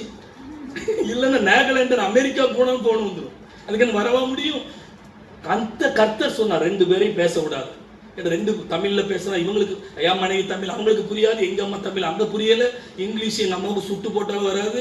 அதுக்காக நான் கற்றுக் கொடுத்துக்கிட்டு இருக்க முடியும். 2 பேசாடுங்க. நீங்க பேசி ஒன்னும் சாதிக்க போறது கிடையாது. என்ன பிரதர், பிரதர் அப்படித்தானே பிரதர்? எங்கேயாவது மாமியார் மருமக பேசி ஒரு காரியம் சாதிக்கப்படாது. அவங்க அமைதியா இருந்தாலே போதும். நீங்க என்ன மன்னிச்சுக்கிடுங்க, எங்க வீட்டுல நடந்து சொல்றேன். இப்படி ஆண்டவர் ஒவ்வொரு காரியத்திலும் ஞானத்தை தருவார். எங்க சபையில யாராவது பிரச்சனையோட வந்துட்டு நான் சொல்ற ஒரு வார்த்தை ஜெபத்தோட சொல்லுவேன், அதை அப்படியே பின்பற்றுவாங்க, அமைதியா மாறிடுவாங்க, சமாதானமா இருப்பாங்க. சில குடும்பம் பிரிக்கப்பட்டு அப்படியே டிவோர்ஸுக்கு போக போறோம், அப்ளை பண்ண போறோம். பண்ணிட்டீங்களா? பண்ணலையா? பண்ண போறோம். வாங்குங்க, அப்ளை எங்கப்பா? சர்ச்சில் பண்ணுங்க. டிவோர்ஸ் எங்க? கோர்ட்ல ஏன் பண்றீங்க? அப்படின்னா என்ன அர்த்தம்? நடக்காது. ஆண்டவர் தேவன் இணைத்தது மனிதன் பிரிக்காதிருக்க கடவுள். இதே சென்னையில நடந்த நல்ல கவனிங்க, நான் சில காரியங்களை பிராக்டிகலா சொல்றேன். இதே சென்னையில நம்ம ஒரு திருச்சபையை சார்ந்த ஒரு குடும்பம் வக்கீல் கிட்ட போனாங்களாம். வக்கீல் வந்து கிறிஸ்தவர் அல்லாதவர். அவர்கிட்ட போய் எங்களுக்கு டிவோர்ஸ் வேணும், எவ்வளவோ நாங்கள் முயற்சி பண்ணிட்டோம், டிவோர்ஸ் வேணும் கேட்டா அதை கூப்பிட்டுட்டு போனவர் ஒரு ஊழியக்காரர் வேற, அதுவும் அங்கேயோடு போயிருக்கிறாங்க. அந்த ஐயாவுக்கு, அந்த கிறிஸ்தவர் அல்லாத வக்கீலுக்கு ரொம்ப கஷ்டப்பட்டுட்டு நடந்த சம்பவம். நான் எந்த குருவானவரையும் குறை சொல்லல, நடந்த சம்பவம்.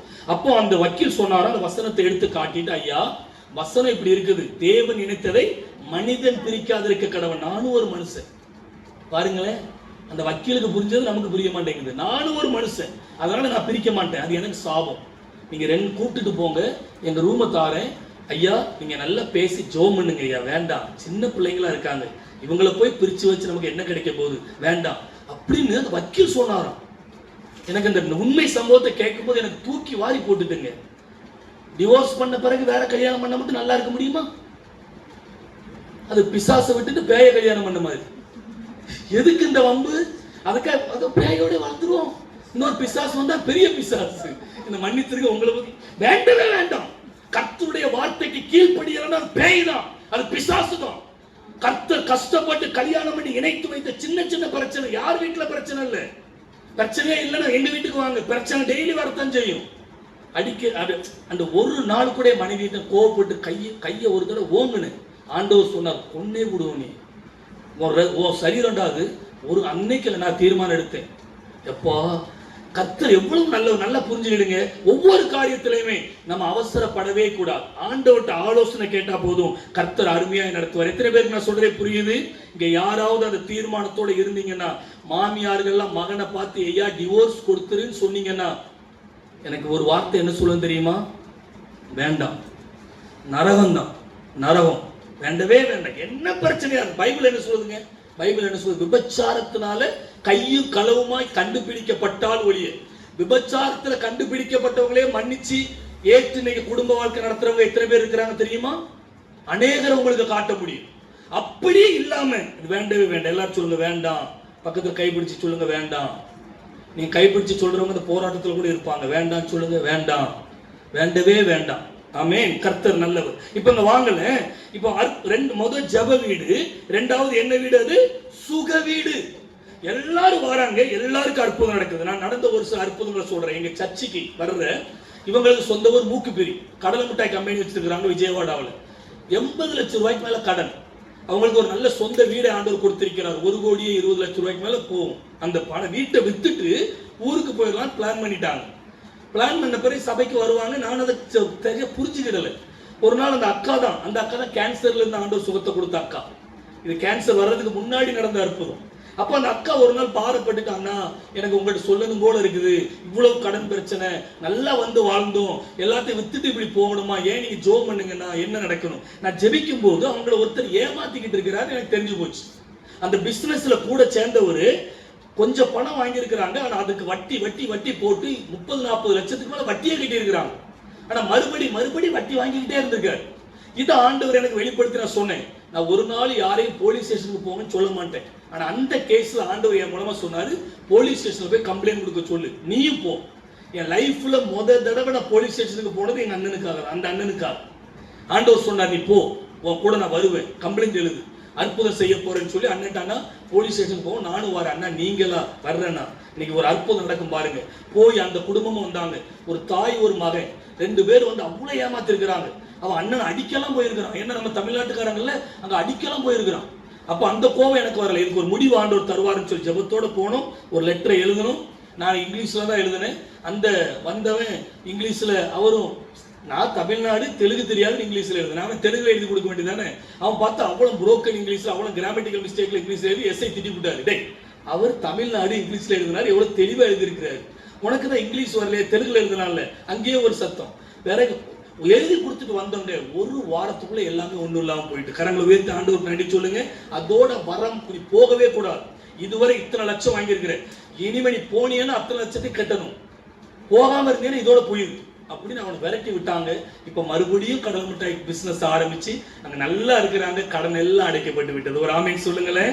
இல்லைன்னா வீட்டை வித்துட்டு ஊருக்கு போகணுமே, ஊருக்கு போகும்போது நம்ம ஊர்ல என்ன நினைப்பாங்க, விஜயவாடா வர போயிட்டு நல்லா இருந்த குடும்பம் எல்லாத்தையும் வித்துட்டு வந்துட்டாங்களேன்னு அது மன கஷ்டம். இப்ப நல்லா இருக்கிறாங்க. ஒரே ஒரு பிள்ளை திருநெல்வேலியில, அவன் மாப்பிள்ளை வந்து பேங்க் மேனேஜர், நல்லா இருக்கிறாங்க. அற்புதம், இது ஒரு அற்புதம். இப்ப அந்த அண்ணனும் அக்காலும் சர்ச்சைக்கு ரெகுலரா வந்துருவான். கர்த்தர் நல்லவர். எத்தனை பேர் ஆமீன் சொல்றீங்க? இங்க எதுக்கு நான் சொல்றேன் தெரியுமா? உங்கள சிலர் கடன் பிரச்சனையோட என்ன செய்யணும்னு கஷ்டப்பட்டுக்கிட்டு இருக்கிறீங்க. ஒரே வழி, நானே வழியும் சத்தியமும் ஜீவனுமா இருக்கிறார். பரலோகத்துக்கு போற வழி மட்டும் கிடையாது, பரலோகத்துக்கு போற வழி இயேசுதான். ஆனா உங்க கடன் பிரச்சனையிலிருந்து விடுதலை தருகிற அந்த வழியும் இயேசுதான். கரங்களை உயர்த்தி ஆண்டவருக்கு நன்றி சொல்லலாமா? இன்னைக்கு சொல்றேன், பிசினஸ்ல தோல்வியா, பிள்ளைகளுக்கு கல்யாணத்துக்கு கடனை வாங்கி கட்டி வச்சுட்டு பிறகு கஷ்டப்படுறீங்களா? இன்னைக்கு ஆண்டவர்கிட்ட கேட்க போறீங்க. சிலர்லாம் கல்யாணத்துக்கு கடன் வாங்கி கல்யாணம் பண்றீங்க. ஏன் கல்யாணத்துக்கு எவ்வளவு செலவாச்சு தெரியுமா? உங்களுக்கு சொல்லட்டுமா? 26,500 ரூபா ஆச்சு. நம்புவீங்களா? உங்களுக்கு வயசாகி போச்சு பிரதர், எப்பமோ கல்யாணம் பண்ணிருப்பீங்களா நினைக்காதுங்க. 2000 இந்த கல்யாண வருஷத்தை மறந்து சிலர் மாத்தி சொல்லி விடுவோம். 2009 இப்ப நடந்த எத்தனை வருஷம் ஆகுது? 2009 ஒரு 25 வருஷம் ஆகுது. 26,500 ரூபா தான் கல்யாண செலவு. ஆனா இங்க யாராவது நான் 1 லட்சத்துக்கு கீழே கல்யாண செலவு, கல்யாணம் பண்ணவங்க யாராவது இருக்கீங்களா? 1 லட்சத்துக்கு கீழே கல்யாண செலவு யாரும் இருக்க மாட்டோம். அப்படி இருக்கிறீங்களா? யாருமே இனி பார்க்க மாட்டேங்கிறீங்க. கல்யாணத்தை ஜாம் நடத்தணும், நல்லா நடத்துங்க, தப்பே கிடையாது. உங்க பிள்ளைக்காக சேர்த்து வைத்திருந்தா நல்லா நடத்துங்க, தப்பு கிடையாது. அது ஏன் கடன் வாங்கி நடத்துறீங்க? கடன் வாங்கி நடத்துற அந்த பிள்ளைகளுக்கு மேல ஏன் பாரத்தை போடணும்? தீர்மானம் எடுங்க. அன்னைக்கு ஒரு வார்த்தை சொன்னல, என் பொண்ணுக்கு வரதட்சணை கொடுக்க மாட்டேன், பையனுக்கு வரதட்சணை வாங்க மாட்டேன். ஆமீன் சொல்லுங்க. அப்படி யாராவது என்ன மாதிரி யாரும் தீர்மானம் எடுத்திருக்கீங்களா? நம்ம சவுத் தமிழ்நாட்டுல எங்க அந்த தீர்மானம் எடுக்க? ஆமீன் ஐயா, தேங்க்யூ ஐயா. 2 3 எஸ், அல்லேலூயா. உங்க பிள்ளைகளை கர்த்தர் மென்மேலும் ஆசீர்வதிப்பார். நீங்க நினைக்கிறத காட்டிலும் சூப்பரா மருமகள் ஆண்டவர் கொண்டு வருவார். எத்தனை பேர் ஆமீன் சொல்றீங்க? நல்லா நடக்கும். என் மனைவி கிட்ட நான் எதுவும் கேட்கல. எங்க அப்பா ரட்சிக்கப்படுறதுக்கு முன்னாடி, நான் ரட்சிக்கப்பட்ட பிறகு ஏதோ 50 லட்சம் கொடுக்க, 50 லட்சம் இல்ல 5 லட்சமும் 50 பவுனும் போடுறேன்னு சொல்லி நாகர்கோவில்ல இருந்து கொண்டு வந்துச்சான். உடனே எங்க அப்பா போன் போட்டு சேலத்துக்கு, ஐயா இந்த மாதிரி ஒரு அலைன்ஸ் வந்திருக்கு பாத்துருவோமா? அப்பா நான் ஒரு பெண்ணை தான் கல்யாணம் பண்ணணும்ப்பா, பொண்ணை கிடையாதுப்பா. ஏன்பா இவ்வளவு பணத்தை தாரேங்கிறாங்களே? வேண்டவே வேண்டாம், ஆளை விட்டா போதும் அப்படின்னு. நான் கல்யாணம் பண்ண பொண்ணு ஒரு பெந்தைக்கோச சர்ச்சுக்கு போறவங்க தான், நகை எதுவுமே கிடையாது, ஒன்னும் தரல. பிறகு என்னன்னா நான் எதுவுமே கேட்டாதானே தருவாங்க, கேட்கவே இல்லை. மனைவிக்காக 75,000 ரூபாய் இந்த கல்யாண செலவு, சாப்பாடு. ஏன்னா ஊழியக்காரன், எனக்கு அப்ப 3000 ரூபாய் சம்பளம். இதை சொல்லிட்டு முன்னாடி போறேன், கர்த்தர் உங்களோடு பேசுவாராக. 75,000 கொடுத்தாங்க கல்யாண செலவுக்காக. அதை செஞ்சாங்க. என் மனைவி சைடுல என் கை ஒண்ணும் வாங்கல. இன்னைக்கு வரை நாங்க நல்லா இருக்கிறோம். கரங்களை உயர்த்தி ஆண்டவருக்கு நன்றி சொல்லுங்களேன். இந்த வரதட்சணைங்கிற பிசாசு நம்ம வீட்டுக்குள்ள இடம் கொடுக்கவே கூடாது. கிஃப்ட் கொடுங்க பரவாயில்ல, அந்த வரதட்சணையா எனக்கு ஒரு கார் வேணும், ஒரு வீடு வேணும், அது எதுன்னு கேட்காதுங்க. நான் ரொம்ப சொல்றேன்னு நினைக்காதுங்க. உங்க வீட்டு பிள்ளையா சொல்றேன். அப்படி வரதட்சணை வாங்கி வாழ்ற குடும்பம் எந்த குடும்பமும் நல்லா இல்லை. பல குடும்பத்துல போய் ஜெபம் பண்ணதுனால நான் சொல்றேன், அது வேண்டாம். அது ஒரு ஆவி உள்ள வந்துட்டு பிடிச்சு பாடா படுத்துது. நம்ம ஏதோ எல்லாருக்கும் முன்னாடி நல்ல 10 செயின் அப்படி போட்டுட்டு அப்படி நின்னாதான் தோரணை கிடையாதுங்க. ஜெபம் பண்ணுங்க. என் பிள்ளைக்கு ஒண்ணுமே கிடையாது பாருங்க, வாங்குறது கூட ஒன்றும் பிரச்சனை இல்லை. கோல்டா பிரச்சனை, கோல்டு கிடையாது. என் பிள்ளை படிப்பு ஆண்டவர் நடத்துவார். அது வேணும் இது வேணும் கிடையாது. நல்ல ஆண்டோடைய பிள்ளைகளா இருந்து ஆரோக்கியமா வாழ்ந்து கர்த்தருக்கு ஊழியம் செய்தாலே போதும். எத்தனை பேர் ஆமீன் சொல்றீங்க? ஆமீன். கர்த்தர் இன்றைக்கு உங்களோடு பேசுவாராக. சில நேரங்களில் தவறானவர்கள் உங்களை தவறா வழி நடத்துறதுனால அநேக காரியங்களை இழந்து போய் இன்னைக்கு சமாதானம் இல்லாம இருக்கிறீங்க. கடைசியில வந்து சொல்லுங்க, நான் உங்களுக்கு ஜெபம் பண்றேன்.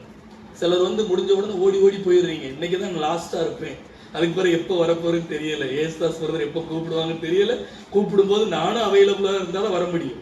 ஏதோ உங்க சபைக்கு தான் எனக்கு தெரிஞ்சு ஒரு 4 வருஷத்துக்கு பிறகு 4 நாள் டேட்டு கொடுத்து வந்திருக்கிறேன். ஒரு நாள் டேட்டு கொடுக்கவே டைம் இருக்காது, 2 நாள். உங்களை ஆண்டவர் ரொம்ப நேசிக்கிறார். அதனால நீங்க முடிஞ்ச உடனே நீங்க தூங்கலனாலும் பரவாயில்ல, ஏதாவது இந்த மாதிரி பிரச்சனைகள், நீங்க தீர்க்க தரிசனமா பேசுறேன் பாருங்க, இந்த மாதிரி பிரச்சனையில நீங்க வந்தா வாங்க. முடிவுல நான் உங்களுக்கு ஒரு சின்ன ஜெபம் பண்ணி அனுப்புறேன். ரைட்? எத்தனை பேர் ஆமேன் சொல்றீங்க? ஆமேன். அதனால சுகம் நடக்கணும், பல்வேறு சுகம். பிள்ளைங்க இல்லாதவங்களுக்கு சுகம், கல்யாணம். ஒரு 2 பேர் லவ் பண்ணாங்க, 2 குடும்பமும் தெரியும், 2 குடும்பமுக்கு தெரியும். கடைசியில் வரதட்சணைன்னு வரும்போது பிரச்சனை நின்றுட்டு உடனே அந்த பொண்ணு, பாஸ்டர் நான் வந்து என்னைய வந்து பாஸ்டர்னு கூப்பிடுவாங்க, பிரதர்னு கூப்பிடுவாங்க, அண்ணான்னு கூப்பிடுவாங்க, எப்படினாலும் கூப்பிடுவாங்க. ரைட்? அப்போ சொல்லிட்டு இது மட்டும் நடக்கல, என்ன ஆகும்னே தெரியல, எனக்கு ஆண்டவர் வெளிப்படுத்திட்டாரு. அந்த பொண்ணு கல்யாணத்துக்கு முன்னாடியே தவறு பண்ணிட்டாங்க. கல்யாணம் பண்றோம், அதனால கல்யாணம் பண்ண போறோம்ல, அப்படி தப்பு. அதையும் ஆண்டவர் வெளிப்படுத்தி கேட்டேன், தப்பு நடந்துச்சா? ஆமா பாஸ்டர்மா, பண்ணிட்டோம். சரி, ஓகே. உங்க பண்ணதுனால நீங்க 2 பேரும் தான் சேரணும், ஜோம் பண்ணுவோம். அப்படி ஜோம் பண்ணி அந்த பொண்ணு ஞானஸ்நானத்துக்கு என்கிட்ட வந்தா. நான் சொன்னேன், ஞானஸ்நானம் தரமாட்டேன், கல்யாணம் ஆன பிறகுதான் ஞானஸ்நானமே கொடுப்பேன். ஒரு ஆமேன்னு சொல்லுங்க. இது அந்த பொண்ணு என்கிட்ட ஒண்ணுமே சொல்லல, தலையில கவிச்சு ஜோம் பண்ணும்போது ஆண்டவரை வெளிப்படுத்தி கேட்டேன். பிறகு கண்டிப்பா அவங்களோட தான் உனக்கு கல்யாணம் நடக்கும், நான் தான் உனக்கு ஞானஸ்நானம் கொடுப்பேன் அப்படின்னு சொல்லி அதே மாதிரி ஜோம் பண்ணி கர்த்தர் கல்யாணத்தை நடத்தி வைத்தால். பாப்பா பேரு பிரிஸ்கில்லான்னு பேரு கொடுத்து நான் தான் ஞானஸ்நானம் கொடுத்தேன். இப்ப சர்ச்சுக்கு ரெகுலரா வந்துகிட்டு இருக்கிறாங்க. கரங்களை உயர்த்தி ஆண்டவருக்கு நன்றி சொல்லுங்க. அந்த வரதட்சணை பிரச்சனையே ஆண்டவர் மாத்தினார். 2 கிறிஸ்தவ குடும்பம் தான் இப்ப நல்லா வாழ்றான். லைட்டா சொல்றேன், அவ்வளவு பிரச்சனை வந்துச்சு. செத்துருவன் பாஸ்டர் அப்படின்னா, ஏய் இதுக்கெல்லாம் போய் சாக போறியா? அப்ப என்னி ஆண்டவரையும் உயிரோட வச்சிருக்கிறாரு, உனக்காக ஜெபம் பண்ண தானே என்னி வச்சிருக்க. என்ன சிஸ்டர்? ஆமா, சாகிறதுக்கா இனி உங்களை சாகடிக்கிறதுக்கா இனி ஆண்டவர் விஜயவாடா கொண்டு வந்திருக்கிறாரு. நடக்கும் அற்புதம், தைரியமா இருக்கு. நடந்துச்சு. இப்ப சர்ச்சுக்கு ரெகுலரா வராங்க. இன்னொரு அற்புதத்தை சொல்லிட்டு முன்னாடி போகட்டுமா? என்ன சர்ச்சில் என்னைக்கு ஜெபம் நடக்குதோ அந்த ஜெப வீடு சுக வீடா மாறிடும். கரங்களை உயர்த்தி ஆண்டவருக்கு நன்றி சொல்லுங்க. ஜெபம் பண்ணிக்கிட்டே இருக்கும். ஒரு அக்காளுக்கு 5 வருஷம் ஒரு பெண் குழந்தை பிறந்தது. அடுத்த 5 வருஷமா 2வது குழந்தை பிளான் பண்ணவே இல்லை, அவங்க மறந்துட்டாங்க. ஒரு குழந்தை போதும் இன்னைக்கு இருக்கிற சூழ்நிலையில. இன்னைக்கு நம்ம சபையிலேயே நான் பலரை பார்க்கும்போது எல்லாம் ஒவ்வொரு குழந்தையா வச்சிருக்கிறீங்க. முன்னாடியே தெரிஞ்சிருந்தா உங்களுக்கான ஜோம் பண்ணி 2வது குழந்தைய நீங்களே பிளான் பண்ணலன்னா நானே பிளான் பண்ணி வச்சிருந்துருப்பேன். சரி, இப்பவும் ஏதாவது வந்தா வாங்க, நான் ஜோம் பண்ணி உங்களுக்கு ஆண்டவர் அற்புதம் செய்வார். அப்ப போய் ஜோம் பண்ணும்போது அவங்க வேண்டாம்ப்பா, நான் கர்த்தர் தருவேன்னு சொல்றாரு. உங்களுக்கு ஃபர்ஸ்ட் பெண் குழந்தை, மகனை தருவேன்னு சொல்றாரு. நீங்க நல்லா இப்ப ஜோம் பண்ணுங்க. 2 பேரையும் கூப்பிட்டேன், கணவன் மனைவி கூப்பிட்டு ஜோம் பண்ணிட்டு 3 மாசம் தான், 3 மாசம் ஆண்டவர் சொன்னார். 3 மாசத்துக்குள்ள நீங்க பிரெக்னென்ட் ஆவீங்க. ஜோம் பண்ணுங்க, 2 பேர் கைப்பிடிங்க, ஜோம் பண்ணுங்க. பையனை தராரு. பையன் வேணுமா வேண்டாமா? வேணும். அவ பையனுக்கு ஜோம் பண்ணுங்க இயேசு நாமத்தில் அப்படின்னு ஜோம் பண்ண பிறகு 3 மாசத்துல பிரெக்னென்ட் ஆயிட்டாங்க. ஆமீன் சொல்லுங்க. அருமையான ஆண் குழந்தை ஆண்டவர் கொடுத்தார். இப்போ அந்த சிஸ்டரும் அந்த குழந்தையும் சாமுவேல் மாதிரி டெய்லி பிரேயர் டவர் மினிஸ்ட்ரிக்கு வந்துருவான். ஆக்டிவா இருக்கிறான். பேரு ஜெரா, பையன் பேரு. அவ்வளவு ஆக்டிவா, நான் ஊன்னா அமைதியாயிரும். நல்ல புள்ள, டெய்லி சாமுவேல் மாதிரி வளர்றான்.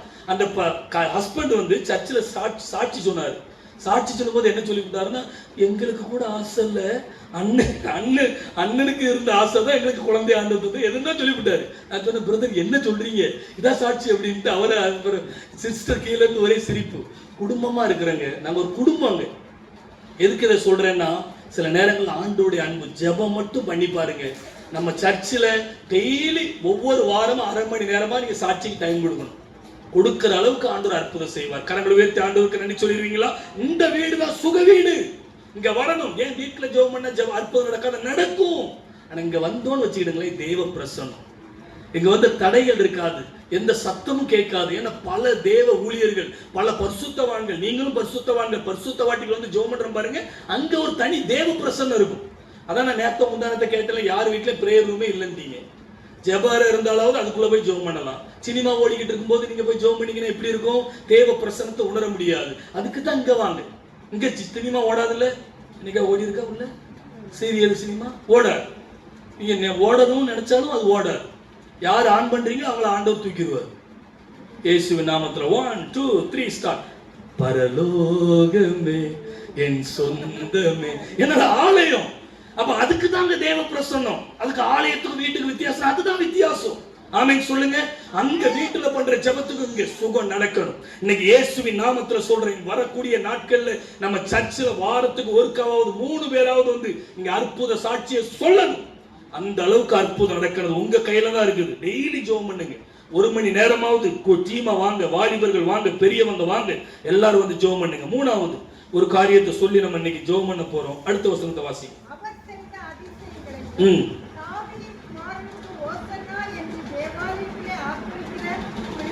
மூப்பரும் பிரதான ஆசாரியரும் வேதபாரகரும் கண்டு கோபம் அடைந்து அவரை நோக்கி, இவர்கள் சொல்லுகிறதை கேட்கிறீர்களோ என்றார்கள்.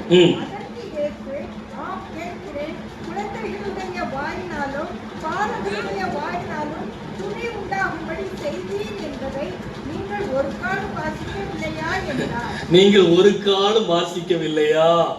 எங்க இருக்குது அந்த வசனம்? இந்த வசனம் ஏசப்பா சொல்றாருல்ல, இந்த வசனம் எங்க இருக்குது? எத்தனை சங்கீதம்? சங்கீதம் 8:2 வாசிங்க. சங்கீதம் 8:2.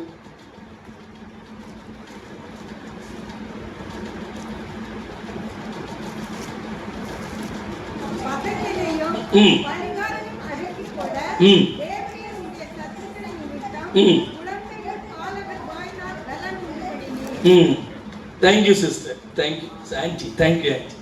மூணாவது துதி வீடு. சரியா?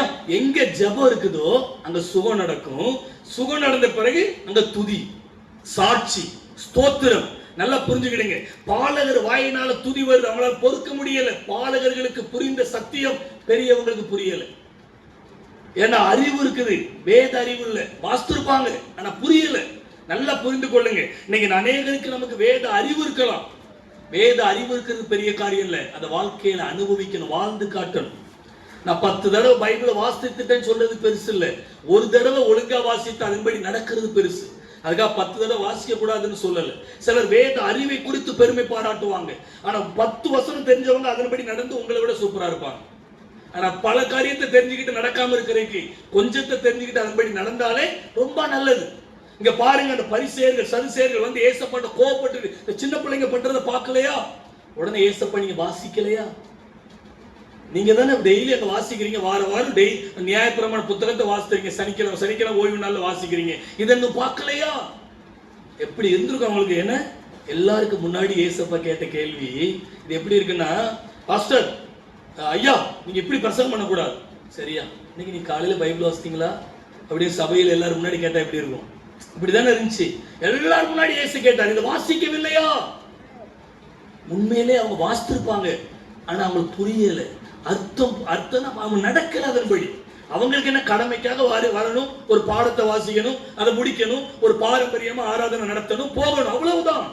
அந்த வார்த்தைகளுக்கு கீழ்ப்படியல். இன்னைக்கு நான் சொல்றேன், நம்ம சபையில சண்டே ஸ்கூல் நடக்குதுன்னு கேள்வி தெரியும், நடக்கணும், நல்ல முக்கியத்துவம் கொடுங்க. ஏன்னா அவங்க தான் இந்த சின்ன வயசுல அவங்களுக்குள்ள விதைக்கிற அந்த விதை தான் 100 மடங்கு பலன் தரும். எத்தனை பேர் ஆமென் சொல்றீங்க? 100 மடங்கு பலன் தரும். சின்ன வயசுல உங்க சண்டே ஸ்கூலுக்கு உங்க பிள்ளைகளை தவறாம அனுப்பிடுங்க, தயவு செய்து அனுப்புங்க. ஒருவேளை அடுத்த நாள் எக்ஸாம் இருக்குது, ரொம்ப முடியலையா, ஓகே, அது ஓகே, ஏற்றுக்கொள்ளப்படத்தக்கது. ஆனால் இல்லைன்னா கண்டிப்பா சண்டே ஸ்கூலுக்கு அனுப்புங்க. சண்டே ஸ்கூல் டீச்சர்ஸ் உங்களை ஆண்டவர் ரொம்ப ஆசீர்வதிப்பாங்க.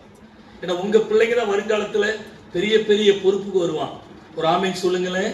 ஆமேன். யாருக்கு தெரியும், நம்ம சீஃப் மினிஸ்டரா கூட மாறலாம் உங்க சண்டே ஸ்கூல் பிள்ளைங்க. நடக்கும். ஐஏஎஸ் மாறலாம், ஐபிஎஸ் மாறலாம், பெரிய ஊழியக்காரரா மாறலாம், ஃபர்ஸ்ட் மிஷனரியா மாறலாம். அந்த பிள்ளைங்களை அப்படி பாருங்க, அவங்களை அப்படி நேசித்து நீங்க நடத்துங்க. கர்த்தர் நல்லவர். உங்களுக்கு தெரியுமா இந்த சம்பவம்? நான் சொல்றேன் எல்லாருக்கும். ஜெர்மனியில ஹிட்லர் இருந்தா தெரியுமா? ஹிட்லர் வந்து சின்ன வயசுல ஒரு சண்டே ஸ்கூலுக்கு போனாராம். ஹிட்லர் சின்ன வயசுல சண்டே ஸ்கூலுக்கு போகும்போது யூத பிள்ளைகளுக்கு சண்டே ஸ்கூல் நடந்துச்சான். இதை சொல்லிட்டு சில காரியங்களை சொல்லி ஜெபம் பண்ணி முடிக்கிறேன். எல்லாரும் கவனிங்க, நல்லா புரிஞ்சுக்கிடுங்க. அப்போ இந்த ஹிட்லர் போய் சின்ன வயசுல பார்க்கும்போது உள்ளுக்குள்ள யூத பிள்ளைங்களாம் உட்கார்ந்து பாட்டு பாடுறது, ஆக்ஷன் பண்றது, அந்த கை தட்டுறது, அதெல்லாம் இவருக்கு பார்த்து ரொம்ப சந்தோஷம். உள்ள போக ட்ரை பண்ணிருக்கிறாரு. அந்த யூத டீச்சர் சொன்னாங்களா, நீ யூதன் கிடையாதுல்ல, நீ வரக்கூடாதுன்ட்டாங்க. அவர் ஒன்னும் ஓடல. டீச்சர் நானும் வர்றேன் டீச்சர் அப்படின்னு. உடனே விடல. உடனே அவர் அடுத்த வாரமும் சண்டே வந்துட்டு அங்க வந்து நின்னாராம்.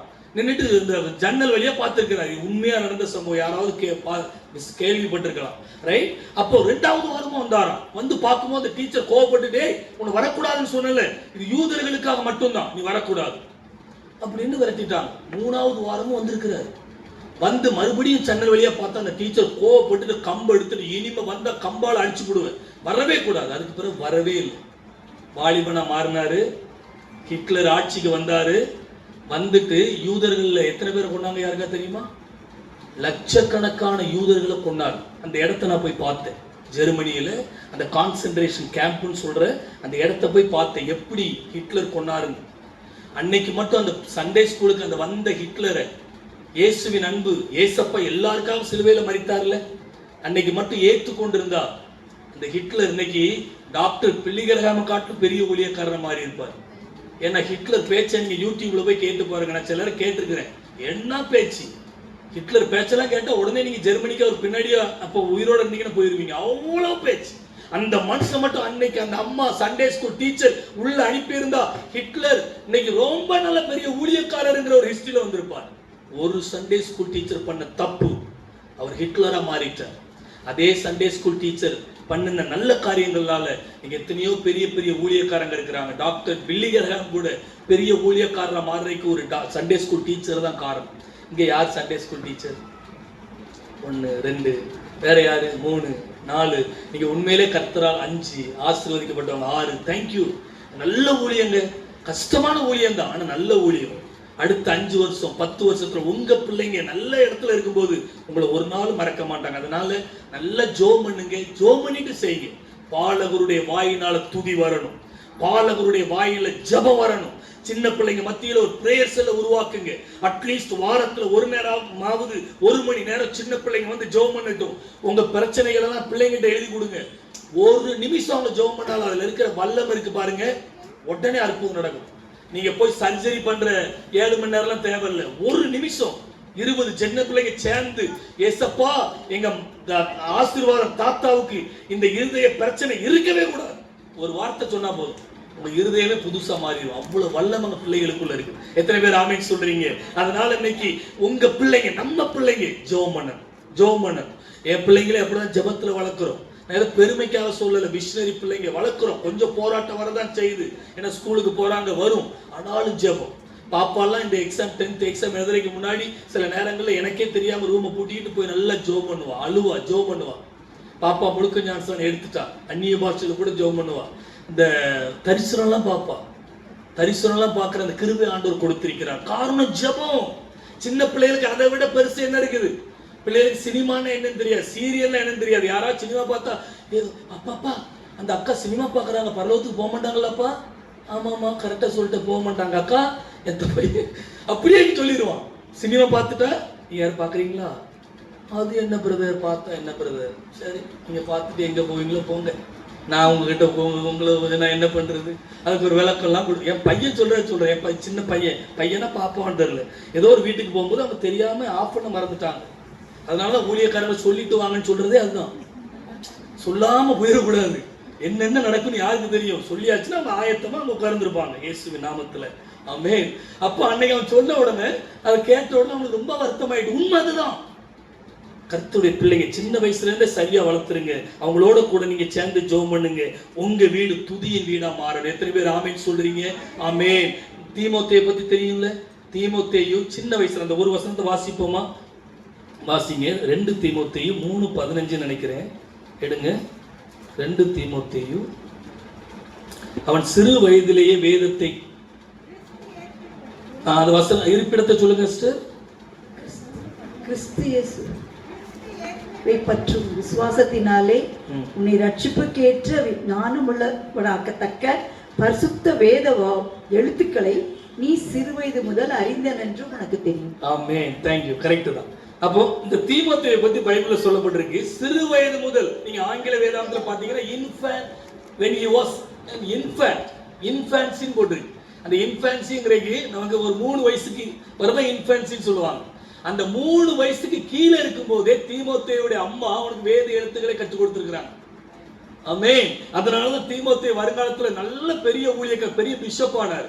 அவருடைய சர்ச்சை ஹிஸ்டரி எடுத்து படிச்சு பாருங்க. 3 வயசுக்கு கீழே நம்ம பிள்ளைங்க எப்படி வேதவசனத்தை வாசிக்கிறாங்களா? மனப்பாடம் சொல்றீங்களா? மனப்பாடம் சொல்றாங்களா? இல்ல நம்ம சர்ச்சில் வந்து டெய்லி அந்த வாரம் மனப்பாடம் சொல்றாங்களா? யோசித்து பாருங்க. ஏன்னா நம்ம பிள்ளைங்க தான் நம்ம சொத்துங்க. இன்னொன்னு சொல்றேன், கரெக்டான சின்ன வயசுல உங்க பிள்ளைகளை சரியா வளர்க்கலன்னா தோளுக்கு மேல போன பிறகு ரொம்ப கஷ்டம். எங்க அப்பா பெரிய குடியாரர், என் தம்பியும் பெரிய குடியாரனா மாறிட்டான். எங்க தம்பி தோளுக்கு மேல வளர்ந்த பிறகு எங்க அப்பா அவன் குடிக்க, அவனை குடியில இருந்து நிறுத்தணும் எவ்வளவோ முயற்சி பண்ணாங்க, முடியல. ஆனா இப்போ ஆண்டோடைய கிருபையினால் என்னுடைய ஜெபத்தை கேட்டு எவ்வளவோ ஆண்டவர் மாற்றி விட்டார். ஆமென் சொல்லுங்க. மேக்சிமம் விட்டுட்டான். சில நேரங்கள் சோதனை எதுக்கு அப்படின்னா, எங்க அப்பாட்ட அடிக்கடி சொல்லுவேன், சின்ன வயசுல எங்களை அங்கங்க சினிமாவுக்கு கூட்டு போன நீங்க சர்ச்சுக்கு ஒழுங்கா எங்க 3 பேரையும் அனுப்பியிருந்தீங்கன்னா நாங்க நல்லா இருந்திருப்போம்ப்பா அப்படின்னு சொன்னா, எனக்கு அது தெரியாம போயிட்டேயா, நானும் அப்படியே வாழ்ந்துட்டேனே. கடைசியில கஷ்டப்பட்டான், ரொம்ப கஷ்டமாயி போச்சு. இன்னைக்கு உங்க பிள்ளைகளை சொல்றேன், வீட்டுல சினிமா சீரியல் வேண்டாங்க. அந்த மொபைல் பார்க்குதான் உங்க பிள்ளைங்க சொல்லுங்க, சொல்லலைன்னு கேட்கலன்னா திரும்ப சொல்லாதங்க, ஜோம் பண்ணுங்க. கர்த்தர் உங்க பிள்ளைய மாத்துவார். நீங்க போய் என் போட்டு உங்க பிள்ளைய சண்டை போடுறீங்க, கர்த்தர் தான் மாத்தும். அவனா மாறல, கர்த்தர் மாத்திடுவார். 2 நடக்கும். ஆண்டவர் வலைய போடுவார், அப்ப மீன் மாட்டிக்கிடணும். வலைய போடும்போது மாட்டாத மீனுக்கெல்லாம் தூண்டில் போடுவார். தூண்டில் போடும்போது என்னாகும், மூக்கு கீழே பிஞ்சுக்கிட்டு வரும். அப்பவே சொன்னீங்களே அப்படின்னு அப்போ. அதனால இங்க இருக்கிற சில வாலிபர்கள் எல்லாம் ஆண்டவர் வலை போடும் போதே உள்ள மாட்டிக்கிடுங்க, ஆசீர்வதிக்கப்படுவீங்க. தூண்டில் போட்டாரு, தனித்தனியா தூண்டில். அந்த நிலைமைக்கு போயிடக்கூடாது. அம்மா அப்பா இல்ல, ஆண்டவருக்காக பரிசுத்தமா வாழுங்க. கர்த்தர் நிச்சயமா பெரிய காரியத்தை செய்வார். இந்த ஆலயத்தை சுத்திகரிக்க விரும்புகிற ஆண்டவர், நம்ம சரீரமும் ஆலயம். ஆலயம் தானே, நீங்களே ஆலயமாயிட்டு. வாசிங்க அந்த வசனம், 1 கொரிந்தியர் 2ஆம் அதிகாரம் 2 தானே, நான் எழுதல. ஆமா 2, 3ஆம் அதிகாரம் 16, 17 வசனங்கள் வாசி. நீங்கள் தேவனுடைய ஆலயமாய் இருக்கிறீர்கள் என்றும் தேவனுடைய ஆவி உங்களில் வாசமாய் இருக்கிறீர்கள் என்றும் ஞானிக்கிறீர்களா? ஒருவன் தேவனுடைய ஆலயத்தை கெடுத்தால் அவனை தேவன் கெடுப்பார். தேவனுடைய ஆலயம் பரிசுத்தமாய் இருக்கிறது. ஆமென். அந்த ஆலயம். ஒருவன் தேவனுடைய ஆலயத்தை கெடுத்தால் தேவன் அவனை கெடுப்பார், நீங்களே அந்த ஆலயம். பழைய ஏற்பாடு இல்லைங்க, இது புதிய ஏற்பாடு. ஆண்டவர் சொன்ன வார்த்தை. ஆலயத்தை நம்ம கெடுத்தா ஆண்டவர் நம்மை கெடுப்பார். இந்த ஆலயத்தை கெடுத்தாலும் சரி, இந்த ஆலயத்தை கெடுத்தாலும் சரி, ஆண்டவர் கெடுப்பார். அப்படின்னா தண்டனை கொடுப்பார். ஏன்னா இது ஆண்டவருடைய ரத்தத்தினால, அவர் ரத்தத்தை சிந்தி விலைக்கரையும் கொடுத்து வாங்கியிருக்கிறார். We are not ours, we are his. ஆமென். இயேசு கிறிஸ்துவுடையவர்கள் நம்ம, அவருடைய ரத்தத்தினால விலைக்கரையும் கொடுத்து வாங்கியிருக்கிறார். ஆமென். அவருடைய ரத்தம் சிந்தப்பட்டது. அதனால இன்னைக்கு ஆண்டுடைய வார்த்தை, அந்த ஆலயமும் சுத்தமா இருக்கணும், இந்த ஆலயமும் சுத்தமா இருக்கணும். ஒரே ஒரு உண்மை சம்பவத்தை சொல்லிட்டு நான் இன்னைக்கு ஜெபம் பண்ண போறேன். இது எல்லாம் எச்சரிக்கை தான், வேற எதுவும். எங்க அண்ணன், நான் சொன்னேன்ல நேரத்தே, நம்ம ஊர்ல இருக்கிற கிராமத்துல இருக்கிற எல்லாம் நம்ம சொக்காரங்களா தான் இருப்பாங்க, ரைட்? எங்க ஊர்ல எங்க அண்ணன் பேர் லாசரஸ். அந்த அண்ணன் தண்ணி அடிச்சுட்டு ஒரு நாள் சர்ச்சில் கன்வென்ஷன், அப்போ நான் கோயில் குட்டியாரா இருக்கிறேன். சர்ச்சில் கன்வென்ஷன் நடக்கிறதுக்கு முன்னாடி ஏதோ சின்ன பிரச்சனை, சர்ச்சில் சின்ன பிரச்சனை. என்கிட்ட சொல்றாரு, தம்பி இன்னைக்கு நைட் சாயங்காலம் சர்ச்சுக்கு முன்னாடி செங்கல் அடிச்சு போட்டுருவேன். அவர் கொத்தனார், நல்ல மேஸ்திரி. செங்கல் அடிச்சு போட்டுருவேன், நீங்க எப்படி கன்வென்ஷன் நடத்துறீங்கன்னு பார்ப்போம். நான் உடனே அண்ணன் கிட்ட சொன்னேன், அப்ப நான் ரட்சிக்கப்படலை. ஆனாலும் சொன்னேன், அண்ணா அப்படி ஏன் சொல்றீங்கன்னா, யார் மேல பிரச்சனையோ அவங்க கிட்ட பேச வேண்டியதானே, ஏன் ஆண்டவர் மேல கோவப்படுறீங்க? கன்வென்ஷன் மீட்டிங் நடந்தா எத்தனையோ பேர் கர்த்தருடைய வார்த்தையை கேட்பாங்க, நீங்க செங்கல் அடிச்சு போட்டுருன்னு சொல்லி அப்படிலாம் சொல்லாத. ஆமா, இவர் எனக்கு சொல்ல வந்துட்டாரு அப்படின்னு கோவத்துல போயிட்டாங்க. அது பண்ணை வேலை புதூர், அப்புறம் ஏரல், ஆத்தூர், தூத்துக்குடி பக்கம் ஏதோ இது வேலைக்கு போயிருக்கிறாங்க. போயிட்டு போகும்போதே ஒரு லாரி, அவன் பைக்கில் கோவத்துல பிடிச்சிட்டு போகும்போது ஒரு லாரி லைட்டை இடிச்சிட்டு டங்கு கீழே விழுந்து ஹாஸ்பிட்டலில் அட்மிட் ஆயிட்டாங்க. எனக்கு நியூஸ் வருது, உங்க அண்ணன் ஹாஸ்பிட்டலில் அட்மிட் ஆயிட்டாங்க அப்படின்னு சொல்லி. பிறகு இந்த கன்வென்ஷனெல்லாம் நடந்துச்சு. அப்போ 2-3 வாரம் ஹாஸ்பிட்டலில் அட்மிட் ஆகி, பிறகு எப்படி நடந்தாங்கன்னு சொல்லி கழிச்சா இப்படிதான் வந்தாங்க. வந்துட்டு கரெக்டாக அப்புறம் என்கிட்ட தான் வந்தாங்க. எண்ணெயை வாங்கி ஊற்றிட்டு சொன்னாங்க, தம்பி சின்ன பிள்ளையா இருந்தால் நீ சொன்னேன், நீ சொல்லலை, உன் மூலம் ஆண்டவர் சொன்னார், நான் கேட்டிருந்தா நல்லா இருந்திருக்கும். கேட்காம நம்ம தேவனுக்கு விரோதமா, ஆலயத்துக்கு விரோதமா கன்வென்ஷன் மீட்டிங் நடத்த விடாம செங்கல் அடிச்சு போடுன்னு சொல்லிட்டு போனேன். இப்போ 3 வாரம் ஹாஸ்பிட்டல்ல இருந்து எப்படியோ ஆண்டவர் ஜீவனை தந்தார். தம்பி அண்ணனுக்கு ஜெபம் பண்ணிக்கையா? அப்ப எனக்கு ஜெபமே பண்ண தெரியாது. அப்ப ஜெபம் பண்ணிக்கையான்னு சொல்லிட்டு போனான். இன்னைக்கு வரை அப்படிதான் நடக்கிறாங்க. இது உங்களை பயப்படுத்துறதுக்காக சொல்லலைங்க. அநேகர் கஷ்டப்பட்டு பண்ற ஜெபம் பண்ற இடம். உங்களுக்கு ஒரு மனுஷனை பிடிக்கலன்னா, இப்போ ராஜா எட்வர்ட் அண்ணா இருக்கிறாங்க, அண்ணன்கிட்ட பேசிடுங்க. ஜெயஸ்தாஸ் பிரதர் இருக்கிறாங்க, அவங்க கிட்ட பேசுங்க. எதுக்கு ஆலயத்துக்கு மேல போவோம்? ஜெயஸ்தாஸ் பிரதர், எட்வர்ட் அண்ணா, நீங்க எல்லாம் கொஞ்சம் வருஷம் தான் இருக்கும், அதுக்கப்புறம் ஆலயம் அப்படியே தான் இருக்கும். ஏசப்போட 2வது வருகை பரியந்தம். இது எப்படி கட்டப்பட்டது ஹிஸ்டரி. நம்ம சவுத் தமிழ்நாட்டுல எல்லாம் பாருங்க, எத்தனை மிஷனரி. எங்க ஊருக்கு டக்கரையா வந்தாங்க, சாயர்புரத்துக்கு போப்பையா வந்தாங்க, மெஞ்சானபுரத்துக்கு ஜான் தாமஸ் ஐயா, நேசரேத்துக்கு மர்காசிஸ் ஐயா, ஒவ்வொரு மிஷினரிகள் வந்து கஷ்டப்பட்டு, பணக்கார குடும்பத்துல இருந்து வந்து கஷ்டப்பட்டு ரத்தத்தை சிந்தி அவங்க கல்றலாம இருக்குது. அவ்வளவு கஷ்டப்பட்டு உருவாக்கின சபையில இன்னைக்கு எலெக்ஷன்ங்கிற பேர்ல சண்டை போட்டுட்டு என்னென்னலாம் நடக்குது. உள்ளுக்குள்ளேயே அடிக்கிறாங்கிறாங்க, வெளியில வந்து அடிக்கிறாங்க. நான் யார் தெரியுமா இல்லாம போயிட்டாங்க பாதி பேர். வேண்டாம், இன்னைக்கு ஆலயத்தை சுத்திகரிக்கிற நாள் திங்கட்கிழமை. ஆண்டவரே, இந்த ஆலயத்துக்கு விரோதமான எதுவும் பேச மாட்டேன் ஆண்டவரே, இந்த ஆலயத்தையும் நான் பரிசுத்தமா வைத்துக் கொள்ளும் ஆண்டவரே. உங்களை ஆண்டவர் ரொம்ப நேசிக்கிறதுனால சொல்றாரு. எல்லாரும் எழும்பி நில்லுங்க, எல்லாரும் எழும்பி நிற்போம், நம்ம ஜெபம் பண்ணுவோம். கர்த்தர் நல்லவர், உங்களை ரொம்ப நேசிக்கிறார். ஆமென். ஒரு 10 நிமிடம் நம்ம ஜெபம் பண்ண போறோம். ஃபர்ஸ்ட் ஒரு 2 நிமிடம் கேட்ட சத்தியத்துக்காக. நீங்க ஒருவேளை ஆலயத்துக்கு விரோதமா ஏதாவது பேசி இருந்தால் என்ன மன்னிங்க ஆண்டவரே. கர்த்தர் இன்னைக்கு அந்த வாய்ப்பை தர்றாரு, என்ன மன்னிச்சிருங்க ஆண்டவரே. அவங்க தான் தப்பு, இவங்க தான் தப்புன்னு ஒண்ணுமே இல்லை. நம்ம மன்னிக்கிற மனப்பான்மை நமக்கு வேணும். ஆண்டவர்கிட்ட மன்னிப்பு கேளுங்க, என்னை மன்னிச்சிருங்க ஆண்டவரே. அதே போல யாருக்கு விரோதமாக நீங்க சபையின் காரியத்துல சேவையில்லாம சண்டை வந்து இப்ப பேசாம இருந்தீங்கன்னா நீங்க ஒரு தீர்மானம் எடுங்க. ஆண்டவரே, என்னை மன்னிச்சிருங்கப்பா. இது உங்க ஆலயம், உங்க ஆலயம். நீங்க தான் ரத்த சிந்தி ஆமென் மீட்டெடுத்தீங்க ராஜா. You are the owner of the church. We are just managers. Managers may change, but owner will never change. Our Jesus Christ is the owner of the church. நம்ம யாருங்க சொந்தம் கொண்டாடுறதுக்கு? என்ன மன்னிங்க ஆண்டவரே. எங்க சர்ச்சில் என்ன வியாபாரமே உள்ள நடக்காது. அதாவது மிஷனரி விற்பனை விழாலாம் நடத்துவோம், அது இல்லைங்க, அது வேற. இப்ப IMS மிஷனரி விற்பனை விழா, FMBB நடத்துறோம், அது வந்து நம்ம அது செய்து ஊழியக்காரங்க தாங்குறோம். இங்க நடந்த வியாபாரம் வேற, நடக்காத ஆண்டவரே. ரெண்டாவது, எங்க சர்ச் ஒரு ஃபர்ஸ்ட் ஜெப வீடு. எங்க சர்ச்சில் இனிமே டெய்லி ஜெபம் நடக்கும் ஆண்டவர். தீர்மானம் எடுங்க, கமிட்டில இருக்கிறவங்களா நீ தீர்மானம் எடுங்க. சபை மக்கள் ஆண்டவரே, எங்க சபை ஒரு நாள் கூட ஜெபம் இல்லாம பூட்டப்படக்கூடாது. நீங்களே முழங்கால் போட்டு கேளுங்க, ஆண்டவர் உங்களுக்கே சிலரை காட்டுவார். அவங்க கிட்ட போய் பேசுங்க. இல்ல எல்லாரும் முன்வாங்க, நான் ஜெபம் பண்ண வாரேன்.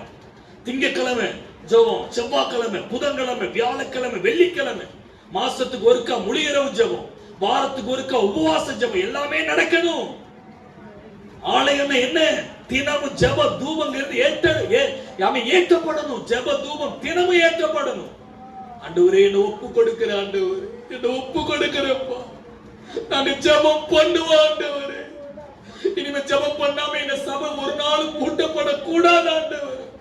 எங்க வீடு ஜெப வீடு. இது நீங்க ஜெபத்துக்காகத்தானே கட்டி தந்திருக்கிறீங்கப்பா. நாங்க ஜெபம் பண்ணுவோம் ஆண்டவரே. ஜெபம் பண்ணுவீங்களா? நாங்க ஜெபம் பண்ணுவோம் ஆண்டவரே. நாங்க ஜெபம் பண்ணுவோம் ஆண்டவரே. எங்களை மன்னிச்சிருங்க ஆண்டவரே. அநேக நேரங்களில் எங்க சர்ச்சை பூட்டி போட்டுறோம் ஆண்டவரே. எங்களை மன்னிச்சிருங்கப்பா. சனி ஞாயிற்றுக்கிழமை ஆராதனை வேற, 6 நாள் ஜெபம் நடக்கணும் ஆண்டவரே. ஃபர்ஸ்ட் ஜெப வீடு, ரெண்டாவது சுக வீடு. சுகம் நடக்கும். எங்க ஜெபம் இருக்குது அங்க சுகம், விடுதலை, ஆசீர்வாதம், அற்புதம் ஆண்டவரே. மூன்றாவது துதி. சுகம் நடந்த உடனே சாட்சி சொல்லுவோம், துதிப்போம், ஸ்தோத்திரம் பண்ணுவோம். இந்த 3 எங்க சபையில நடக்கணும் ஆண்டவரே. ஒப்பு கொடுக்கிறீங்களா? இயேசுவின் நாமத்துல. அதே இந்த 3 உங்க சரீரம், நம்ம சரீரமாகி ஆலயத்திலே நடக்கணும். ஆண்டவருடைய கரத்தினால் கட்டப்பட்ட ஆலயத்திலே நடக்கணும். நம்ம சரீரத்திலே நடக்கணும். ஜெப வீடு. நம்ம சரீரம் சுகம் வீடு, நம்ம சரீரம் ஒரு துதியின் வீடு. ஹல்லேலூயா. அப்படியே உங்களுக்காக நான் ஜெபிக்க போறேன். அப்படியே கண்ணை மூடிக்கிட்டு யாரெல்லாம் நான் வந்து ஜெபிக்கணும்னு விரும்புறீங்களோ, நான் விசுவாசத்தோடு யாக்கோபு 5:14-15 படி எண்ணெய் பூசி ஜெபம் பண்ணும்போது விசுவாசம் உள்ள ஜெப பிணியாளியை ரட்சிக்கும் இந்த வசனத்தின் அடிப்படையில் ஜெபம் பண்ண போறேன். யாரெல்லாம் உங்களுக்கு நான் வந்து ஜெபிக்கணும்னு விரும்புறீங்களோ கரத்தை தூக்கி கொள்ளுங்க. நான் பக்கத்துல வந்து உங்ககிட்ட என்ன பலவீனத்துக்காக மட்டும், வேற விடுதலை வேற ஒண்ணும் கிடையாது, வியாதிக்காக மட்டும் ஜெபம் பண்ண போறேன். கர்த்தர் அற்புதம் செய்வார். எல்லாரும் முடிஞ்சா அப்படியே மியூசிக் பிளே பண்ண முடிஞ்சா அப்படியே மெதுவா பிளே பண்ணலாம். இல்லைன்னா ஒரு சைலண்ட் அப்படியே பாட்டு பாட முடிஞ்சா நீங்க பாட்டு பாடலாம். நான் வந்து ஜெபம் பண்ண போறேன். ஒரு 10 நிமிஷத்துல தெரியல, சீக்கிரமா பண்ணிடுவேன். ஆனா எல்லாரும் விசுவாசத்தோட இருப்போம். ஸ்தோத்திரம் பண்ணிக்கிட்டே இருங்க, ஜெபம் பண்ணிக்கிட்டே இருங்க.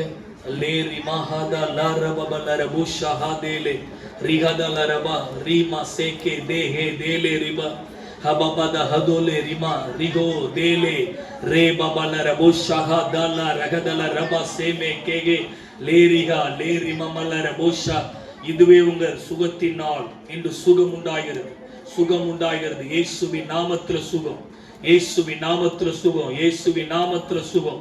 நான் பின்னாடி இருந்து வாரேன். ரீ மகதல ரபோ ஷாக்கா தாலா ரகதல ரபோ சேக்கே. விசுவாசத்தோடு யாரு கரத்தை தூக்கி இருக்கிறீங்களோ இன்னைக்கு உங்களுக்கு அற்புதத்தின் நாள், அதிசயத்தின் நாள்.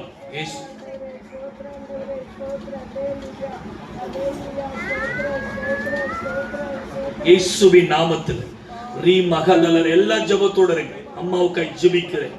ஆபரேஷன் பண்ணப்பட்ட அந்த பகுதியில் இயேசுவின் நாமத்தில் இப்பொழுது உங்க வல்லமை இறங்கட்டும். விடுதலை விடுதலை இயேசு கிறிஸ்துவின் நாமத்தில் விடுதலை. தொற்றுங்கப்பா. வல்லமை வல்லமை வல்லமை இயேசுவின் நாமத்தில். இது என் கையல்ல, உங்க கை ஆண்டவரே. ஆமென். அற்புதம் நடப்பதாக. அம்மாவை பெரிய சாட்சியாய் மாற்றுங்க இயேசுவின் நாமத்தில் பிதா.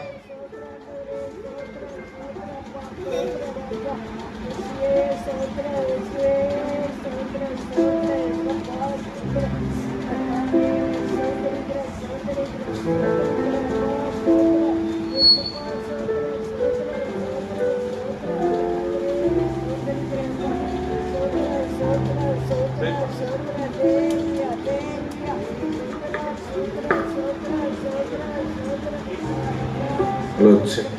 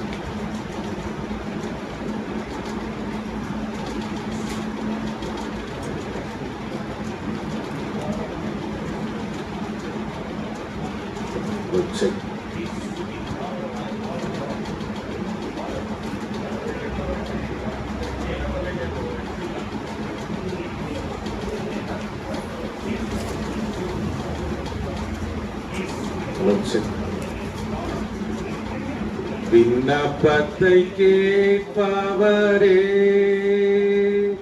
என் கண்ணீரை காண்பவரே, சுகம் தருபவரே, ஸ்தோத்திரம் இயேசையா. விண்ணப்பத்தை கேட்பவரே, என் கண்ணீரை காண்பவரே, சுகம் தருபவரே, ஸ்தோத்திரம் இயேசையா. அப்படியே நம்ம ஒரு சின்ன ஜெபம் பண்ணி முடிச்சிட போறோம். எல்லாரும் வலது கரத்தை எடுத்து இருதயத்துல வைங்க. எல்லாரும் ஜெபித்த யார் யாருக்கெல்லாம் ஜெபித்தேனோ நீங்களும் சிலர் கரத்தை தூக்கல, என்ன ஆரோக்கியமா இருக்கிறீங்க, கர்த்தர் உங்களை இன்னும் ஆரோக்கியமாய் வைத்துக் கொள்ளும்படியாக இருதயத்துல கை வைங்க. ஆண்டவரே, இன்னைக்கு என்னோட பேசுனீங்க ஆண்டவரே. இனிமே என்னுடைய சரீரமாகிய ஆலயம் தினமும் இது ஜெப வீடா இருக்கும். நான் தினமும் ஜெபிக்காம எங்கேயும் வீட்டை விட்டு வெளியில போக மாட்டேன் ஆண்டவரே. தினமும் இது ஒரு சுக வீடாக, ஆரோக்கிய வீடாக இருக்கட்டும்பா. இது எப்பொழுது துதியின் வீடாக இருக்கட்டும். அதே போல நான் ஆலயத்துல ஜெபம் பண்ணுவேன். ஆலயத்துல சுகமில்லாதவர்களுக்காக நான் ஜெபம் பண்ணுவேன். அது எல்லாம் துதியின் குறிப்புகளாக, துதியாக மாறப்போகிறது. இன்னைக்கு என்னோட பேசின அந்த சத்தியத்துக்காய் ஸ்தோத்திரம் ஆண்டவரே. நான் மாறுவேன், நான் மாறிவிட்டேன், நான் உமக்காக வாழுவேன். உமக்கு நன்றி ஆண்டவரே, உமக்கு நன்றி அப்பா. ஆலயத்தை சுத்திகரிக்கக்கூடிய இந்த திங்கட்கிழமை இந்த வேதத்தை தியானித்த நாங்கள் ஆமென் 2 ஆலயங்களையும் நாங்கள் சுத்திகரித்து பரிசுத்தமாய் வாழ உதவி செய்ய. பரிசுத்தமாகிறவன் இன்னும் பரிசுத்தமாகட்டும், நீதி செய்கிறவன் இன்னும் நீதி செய்யட்டும். இதோ அவனுக்கு நான் அளிக்கும் பலன் என்னோடு கூட வருகிறது. ஆண்டவரே உமக்கு ஸ்தோத்திரம். கர்த்தர் எங்களோடு பேசிவிட்டபடி நான் நன்றி. இன்னைக்கு யார் தலையிலெல்லாம் கரம் வைத்து ஜெபித்திருக்கிறவங்க எல்லாரையும் கர்த்தர் தொட்டு விட்டபடி நான் ஸ்தோத்திரம். உங்களுக்கு சித்தமானது எல்லாமே பெரிய சாட்சிகளாய் மாறி எல்லாருமே உங்களுக்கு சாட்சிகளாய் இருக்கட்டும், மாறட்டும். அநேகர் மத்தியில் அந்த சாட்சியை சொல்லட்டும். உமக்கு நன்றி. துதிகான மகிமை அனைத்தும் ஒருவருக்கே செலுத்துகிறோம். இயேசுவின் நாமத்தில் ஜெபிக்கிறோம் பரலோக பிதாவே. ஆமென், ஆமென்.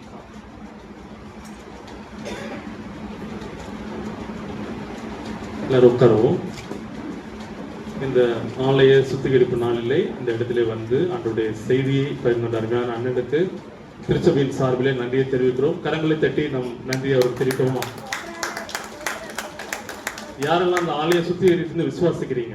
இந்த நாளில் ஆண்டவர் எங்களை சுத்திகரிச்சிட்டார், சுகமாக்கிட்டார்ல, கைகளை உயர்த்தி ஒரு அல்லேலூயா சொல்லுமா? அல்லேலூயா. தொடர்ந்து இந்த 4 நாட்களும் நம்மோடு இருந்து ஊழியங்களை நிறைவேற்றும்படியாய் தன்னுடைய பிள்ளைகளோடு இந்த இடத்திலே தியாகமாய் இந்த ஊழியத்தை செய்த அருமையான அண்ணனுக்கு மறுபடியுமாய் கரங்களை தட்டி நன்றியை தெரிவிப்போம். அண்ணன் மறுபடியுமாய் நம்மிடத்தில் வருவார்கள். நம்மளோட சித்தன்படி ஒரு டைம் அவங்க நம்மிடத்திலே பேசுவார்கள் என்று விசுவாசிக்கிறோம். ரொம்ப நன்றி அண்ணன் வந்ததுக்காக. தொடர்ந்து நம்மையும் நம்முடைய காணிக்கையிலும் அர்ப்பணிப்போம். பாடகர் குழு இந்த பாடலை பாடும்போது காணிக்கை சேகரிக்கப்படும். இந்த நாளிலே கூட சாட்சி சொல்றதுக்கு எத்தனை பேர் ரெடியா வந்தீங்க? கைகளை உயர்த்த முடியுமா? நேற்று சொல்லியிருந்தேன், ஒரு 10 நிமிடம் சாட்சிக்காக ஒதுக்குறோம்னு சொல்லிட்டு ஆல்ரெடி டைம் அதிகமாயிடுச்சு. ஒருவேளை சாட்சி சொல்றதுக்கு ரெடியா வந்திருக்குன்னு சொல்றவங்க கையை உயர்த்த முடியுமா? சிஸ்டர் நாங்கள் ஒரு சாட்சி மட்டும் கேட்டுட்டு காணிக்க போயிடலாம்.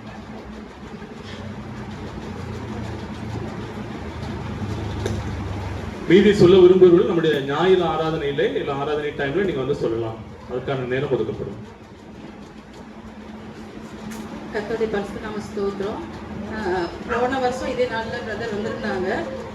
நான் எங்கள் அம்மாவுக்கு 3 வருஷம் முன்னாடியே கேன்சர்னு சொல்லியிருந்தாங்க. ஃபர்ஸ்ட் ஸ்டேஜ்லேயே நாங்கள் கண்டுபிடிச்சிட்டோம். ஆனால் எங்கள் அம்மா ட்ரீட்மெண்ட்டுக்கு ஒத்துழைக்கவே இல்லை. நம்ம ரொம்ப போராட்டமாக இருந்தது, எவ்வளோ சொல்லியும் அவங்க ஒத்துழைக்கவே இல்லை. ஆனாலும் ஒரு ஃபர்ஸ்ட் ஸ்டேஜில் கண்டுபிடிச்சோம். அதுக்கப்புறமா எவ்வளோ சொல்லி பார்த்து இது பண்ணி சொல்லி டாக்டர் எடுத்துட்டு போனால் அவங்க 4th ஸ்டேஜ் சொல்லிட்டாங்க. இதுக்கப்புறம் நான் ஆண்டவர் ஒப்பு கொடுத்துட்டு, ஏசப்பா இனி எங்களால் எங்கள் அம்மாகிட்ட போராட முடியாது, தினமும் பிரச்சனையாக இருக்கிற என்ன பண்ணுவேன், அதனால இனி எங்கள் அம்மாவுக்கு நான் ப்ரேயர் மட்டும் தான் பண்ண முடியும், கையில் ஒப்பு கொடுக்குறேன்னு சொல்லிட்டு ஒப்பு கொடுத்துட்டேன். ஆனாலும் நான் தூங்கும் போதெல்லாம் எனக்கு திடீர்னு எங்கள் அம்மா என்னை கூப்பிட்ட மாதிரியே இருக்கும். நான் எதுக்கு விடிய காலம் எழுந்து உட்காந்து நான் ப்ரேயர் பண்ணுவேன். தனியாக இருக்கிறாங்க, நான் என்ன பண்ணுவேன் சப்பா அப்படின்னு சொல்லிட்டு நானும் அடுத்த நாள் நான் அம்மா ஃபோன் வைக்க சொன்னா ஃபோன் வச்சுக்க மாட்டாங்க. ஒவ்வொரு நாள் அம்மா உயிரோடு இருக்கிறாங்கன்னு நினைச்சு அப்படிதான் நான் போயிட்டே இருப்பேன். அடிக்கடி அவங்களே தனியா வந்து ஹாஸ்பிட்டல்ல வந்து அவங்க செக் பண்ணிட்டு போவாங்க. நாங்க டாக்டர்கிட்ட போய் பாருங்க ஆப்ரேஷன் பண்ணிக்கலாம் சொன்னாலும் இது மேலாம் அவங்களுக்கு கோவனால தனியாவே எல்லாமே பண்ணிட்டு இருந்தாங்க. ஃபோன் வச்சுக்க மாட்டாங்க. ஒவ்வொரு நாளும் அவங்க உயிரோட இருக்கிறாங்கன்னா அதோட பாதுகாப்பு கிருபனால தான் இருந்தாங்க. ஆனா நம்ம இருக்கிறாங்களா வீட்டுல எங்கேயுமே எனக்கு தெரியவே செய்யாது. நாங்க குடும்பமா அக்கா தங்கச்சி எல்லாரும் நாங்க பிரேயர் மட்டும் தான் பண்ணோம். ஒரு கட்டத்துல நான் ஆண்டோட ஒப்பு கொடுத்துட்டேன். ஏசப்பா நீங்க பொறுப்பெடுத்துக் கொள்ளுங்க. அவங்களுடைய மரணம் உங்களுக்கு சாட்சியா இருக்கணும், உண்மை ஏற்றுக்கொள்ளணும், உங்களுடைய பரலோக ராஜ்யத்தில் பிரவேசிக்கணும் அப்படின்னு சொல்லிட்டு நான் ப்ரே பண்ண ஆரம்பிச்சிட்டேன். அதுக்கப்புறம் நான் ரொம்ப அழுது அந்த மாதிரி நான் இல்லாம இருந்தேன். ஆனா போன வருஷம் பிரதர் ப்ரேயர் பண்ணும்போது உடம்பு சரியில்லாம ப்ரே பண்ண அம்மாக்காக ப்ரேயர் பண்ணேன். அழுது ப்ரேயர் பண்ணும்போது பிரதர் முதல் தடவை என் தலையில கை வச்சு ப்ரேயர் பண்ணது பிரதர் தான். என் தலையில கை வச்சாங்க. அந்த நேரம் நான் வேற எதுவுமே என் வாயில வார்த்தை வரல. ஏசப்பா எங்க அம்மாவை நினைத்தரலுங்க, இது ஒண்ணுதான் என் வாயில வந்தது. அவ்வளோ அழுது. ஆனா ஆண்டவர் இந்த நிமிஷம் வரைக்கும் நம்ம அம்மாக்காக நான் அழவே இல்லை. ஏன்னா ஆண்டோட ஒப்பு கொடுத்துட்டு கண்டிப்பா ஒவ்வொரு நிமிஷமும் ஆண்டவர் நீங்க அம்மா பாதுகாத்துக் கொள்வார். இன்னும் 1 வருடம் ஆண்டவர் ஜீவனை கூட்டி கொடுத்துருக்காங்க. அதுக்கு கர்த்தருக்கு நன்றி செலுத்துறேன். தொடர்ந்து ஆண்டவர் அம்மா பாதுகாத்துக் கொள்வார். தொடர்ந்து ப்ரேயர் பண்ணிடுவோம். நான் மகிமைப்படுவோம். சாட்சிக்காய் ஆண்டவருக்கு நன்றி சொல்லுவோம். கரங்களை தட்டி நன்றி சொல்லுவோம். தேங்க்யூ. இந்த நாளில் கூட இந்த நிகழ்வு முடிந்ததுக்கு அப்புறம் ஒருவேளை ப்ரேயர் பண்ண நினைச்சீங்கன்னா வந்து பண்ணுங்க. அண்ணனுடைய நம்பர் வேணும்னா எங்கிட்டையும் ஜேசாஸ் பிரதர்கிட்ட கேட்டு வாங்கிக்கோங்க. ஒருவேளை அண்ணன் ஊருக்கு போனதுக்கு அப்புறம் அவங்கள்ட்ட பேசி நீங்க ஜெபிக்கணும்னா நம்பர் எங்களோட வாங்கிக்கொள்ளுமாறு அன்போடு கேட்டுக்கொள்கிறேன். தொடர்ந்து காணிக்கை பாடல்.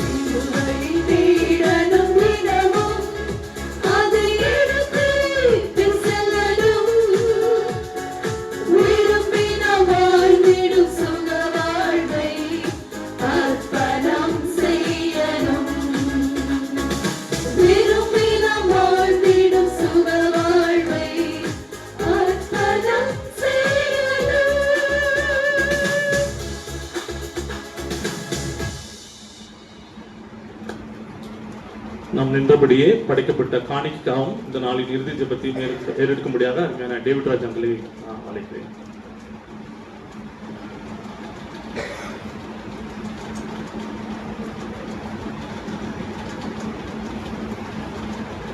நல்ல ஆண்டவரே, இந்த அருமையான ஆலய சுத்திகரிப்பு நாளுக்காக நன்றி செலுத்துகிறோம். இந்த நாளிலும் கூட ஆண்டவரே எல்லாமே எங்கள் வீட்டில் இறக்கமுற்று ஆண்டவரே, இந்த ஆலயத்தை, எங்களுடைய ஆலயத்தை, உங்களுடைய ஆலயத்தை நாங்கள் எப்படியாக சுத்திகரிக்கணும், எப்படியாக ஆண்டவரே அநேக மக்களுக்கு ஆசீர்வாதமாக ஜெபிக்க மற்றும் ஆண்டவரே இந்த ஒரு துதியின் வீடாக மாற்ற எல்லா காரியங்களையும் நாங்கள் செய்யத்தக்கதான கிருபை நீர் தந்த கிருபைக்கு நான் நன்றி செலுத்துகிறோம். நீர் தாமே எங்களுக்கு உணர்த்தியதற்காக நன்றி செலுத்துகிறோம்.